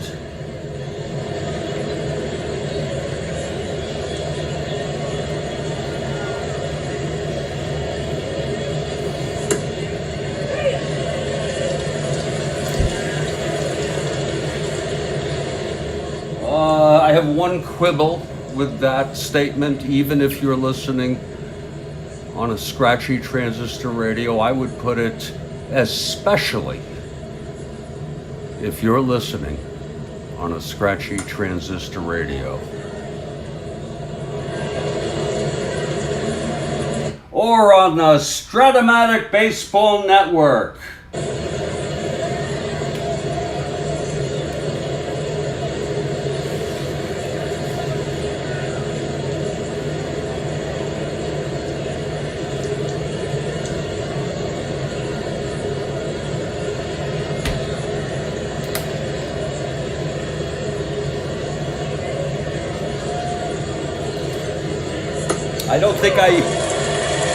I think I missed the witching hour. Did I? Shit. Come up for more? Shit. Here we go. Barney Schultz is taking his warm-ups on the mound. He is the second Cardinal pitcher only.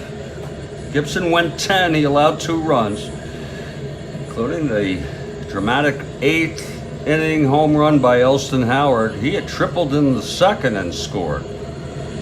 So Howard, if this game goes long enough, he'll have a shot at the cycle. It's going to be Pepitone leading it off. Remember Joe's dramatic 2-run home run in the 9th of the first game. That one almost went extra innings. Pepitone steps up to the plate facing Schultz, and he's digging in deep now. This is lefty-righty. Bernard into his windup, and the pitch to Pepitone. That's going to be 6-8 left-handed. Pops it up to short. And Grote makes the catch. That's 1 away. So Bernard retires Pepitone. Here's Tresh now. Tresh 0 for 4. He was 1 for 5 in the first game.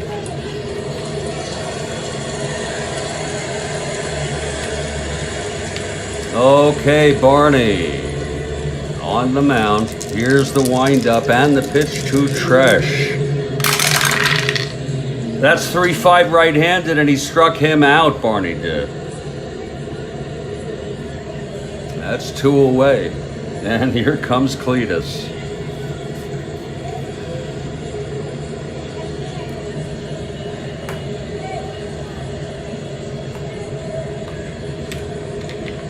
Okay, it's Cletus at the plate. He's 1 for 3 on a walk.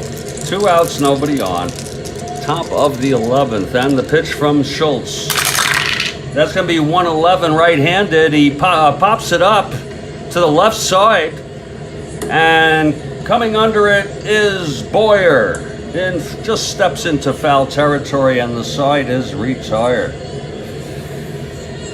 So Schultz 1, 2, 3. In the top of the 11th. We're heading to the bottom of the 11th.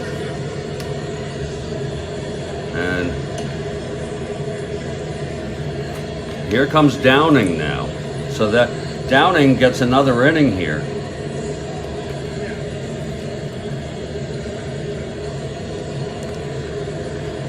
It's going to be Ken Boyer, Grote, and McCarver.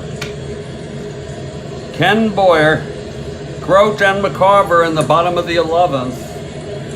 Here's Boyer now. Okay, this is lefty-righty. Here's the pitch to Boyer. This is 1-5 left-handed. He walked him. So Boyer takes first base here in the bottom of the 11th to lead it off.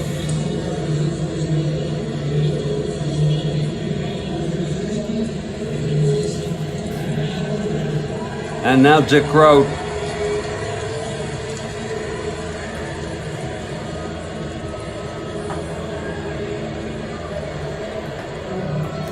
Berra has given the ball to Al Downing here in the late innings, extra innings. From the stretch, Downing now. And the pitch to Grote. That's going to be 6-10 right-handed. He struck him out. Oh, that was a changeup that Grote just struck out looking. It was like a deer in headlights. That's the first strikeout for Downing. The excitement is so thick. Folks, this is the frickin' World Series. Okay, here's McCarver now. Downing digs in deep to the rubber. Really deep. Yeah, he's digging in. And here's Tim McCarver.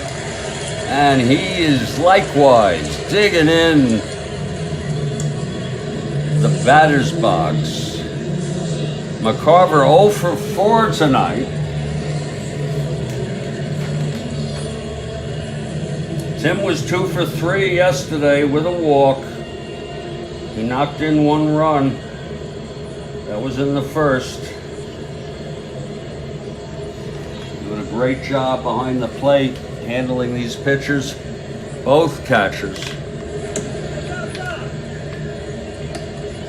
Okay, here's Downing now. From the stretch, it's Boyer on first. The pitch to McCarver. That's 1-5, left-handed. Oh, it's a base hit. Boyer rounding second. He goes to third. It was lefty-lefty. 1-5, and that's a base hit by McCarver, and that's a big one.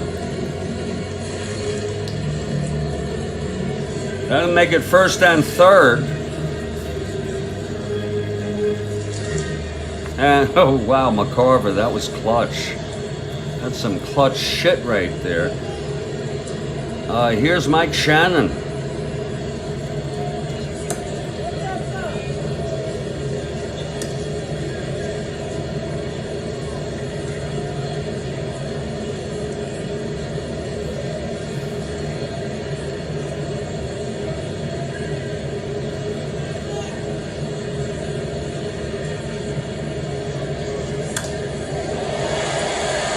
So there he's leaving. Berra's going to leave him in.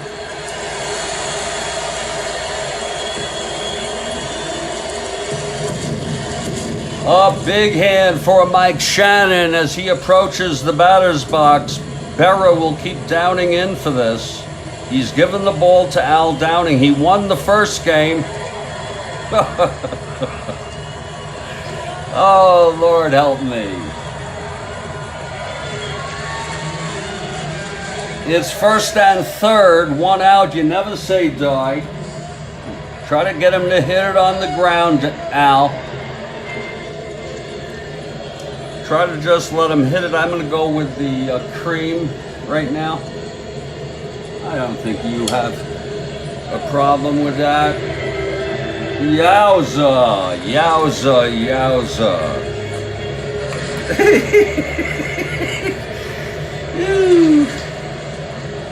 Ooh, you see, that's a lighter green. And by the way, that is a full indica, which I usually don't go for, but it's so creamy that I just can't help it. Lord, this is a time travel, imagination,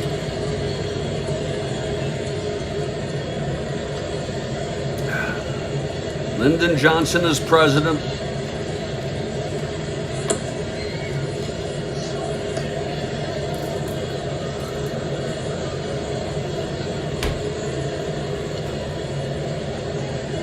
McCarver on first, Boyer, the winning run, on third base with 1 out, and Shannon coming to the plate. Downing, they're going to keep him in.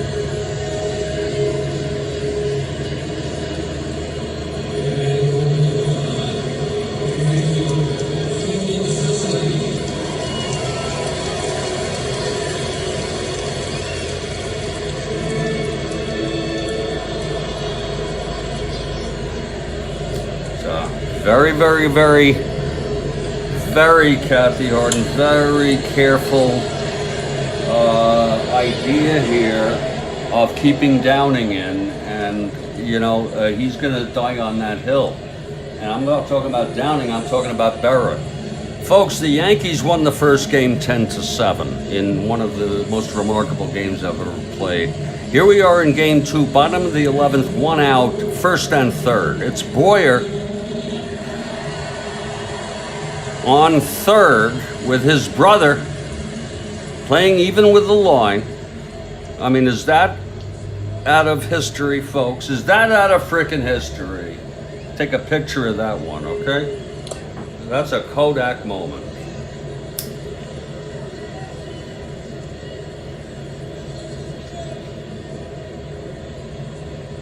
That's a frickin' Kodak moment. It's all up to Al Downing now. Anything can happen. Don't forget, Shannon hit the 2-run home run yesterday in the 7th. It's not hard to keep track of this shit.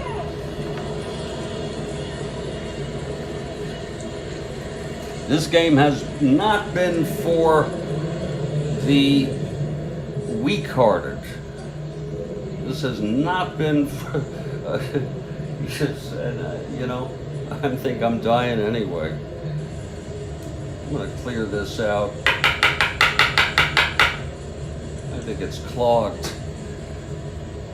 Yeah, this frickin' thing is really, really clogged. I have to do my hit properly.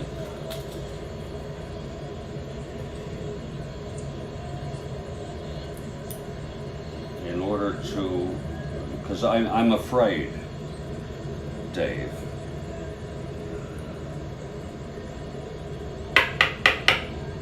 Yeah, you can't put too much in this thing.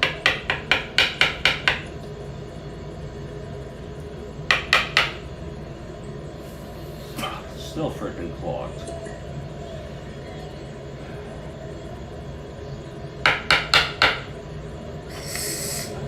There it goes. Oh, I'll try a new one tomorrow. Oh, wow, what a game. And to those of you listening on demand, who are listening at another time, we want to just welcome you too. As much, that's the great thing about the super technological era, the digital era, whatever you want to call it, is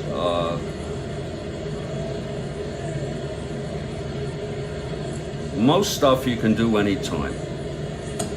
There are some things like I guess you can manage to get to record all the events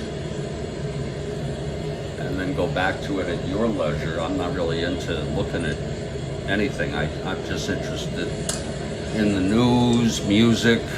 I'm going to take a hit which is really something I don't need right now, but I'm going to do it in hopes that it's going to soothe me. And then we'll get back to this ball game.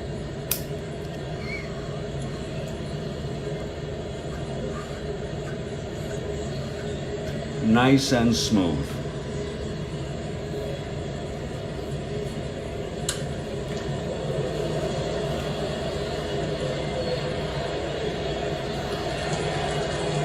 The Yankee infield is back. It's Downing on the mound. Bottom of the 11th. We're all tied at 2. First and third, one down. Here's Downing now from the stretch. That's 1-3 left-handed, and it's a base hit. The ball game is over. Shannon hit a fastball by Downing into left field. And Tresh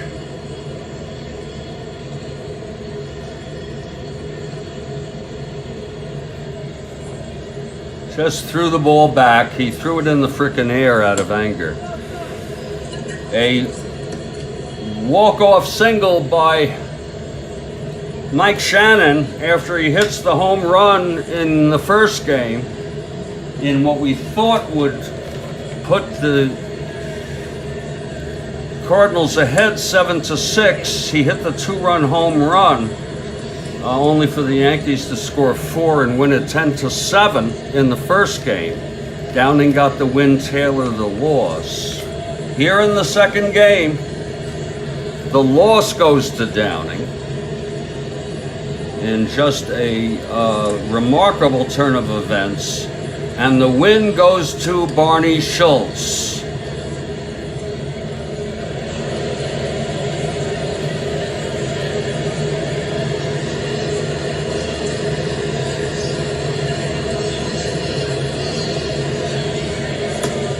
Cards win at 3-2.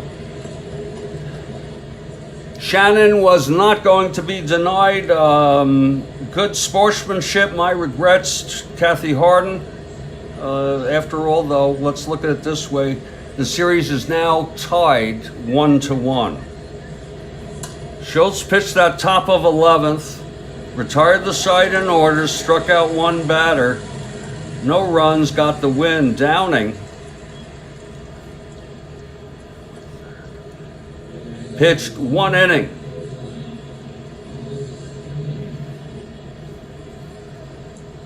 Two hits, a walk, and a strikeout, and the game-winning run. The final line in this ballgame, Cardinals 3 runs, 9, 10-11 hits, and 1 error. And the Yankees 2 runs, 9 hits, and no errors. It was another great one, folks. Really want to appreciate you all. Ken Boyer knocking in 2, his single in the first and the third, and then Shannon with the game winner. I've heard people talk about how maybe, runs batted in aren't as important as they used to be. I understand the new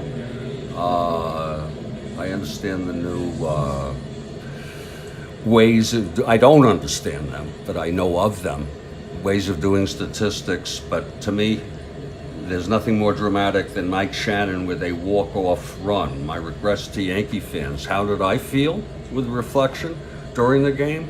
Wanting to be balanced at all times. That was the first thing. I was torn. I would have loved to see the Yankees win, and even to have Downing win a second game would be historic like that. But I also like a close series, and I think this was a big game for the Cardinals. It was a great inning for the Cardinals. Boyer opened it up with a walk by Downing. Then Downing struck Grote out. Then McCarver singled. It was first and third. And Downing stayed out there. And Shannon waited for his pitch, and he knocked it out into left field. And home came Ken Boyer with the winning run. He knocked in 2 and scored the game winner. So I'm Jeffrey Guterman.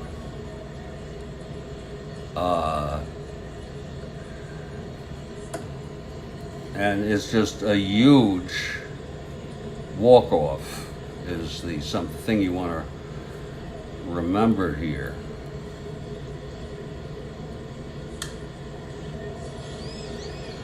In the 11th. Okay, everybody? So stay strong, stay well. I'm going to call it a night. I think we got some interesting things coming up on the TV in terms of news. I'm looking for what I would call instant classic. So, thanks so much for hanging out with me, everybody. Especially Kathy Harden. You have a great night.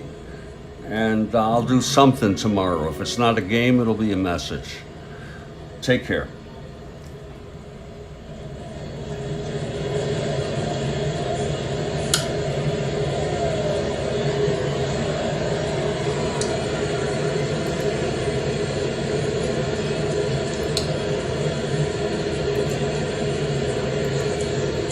Have a great night, everybody. Thank you very much, Kathy Harden.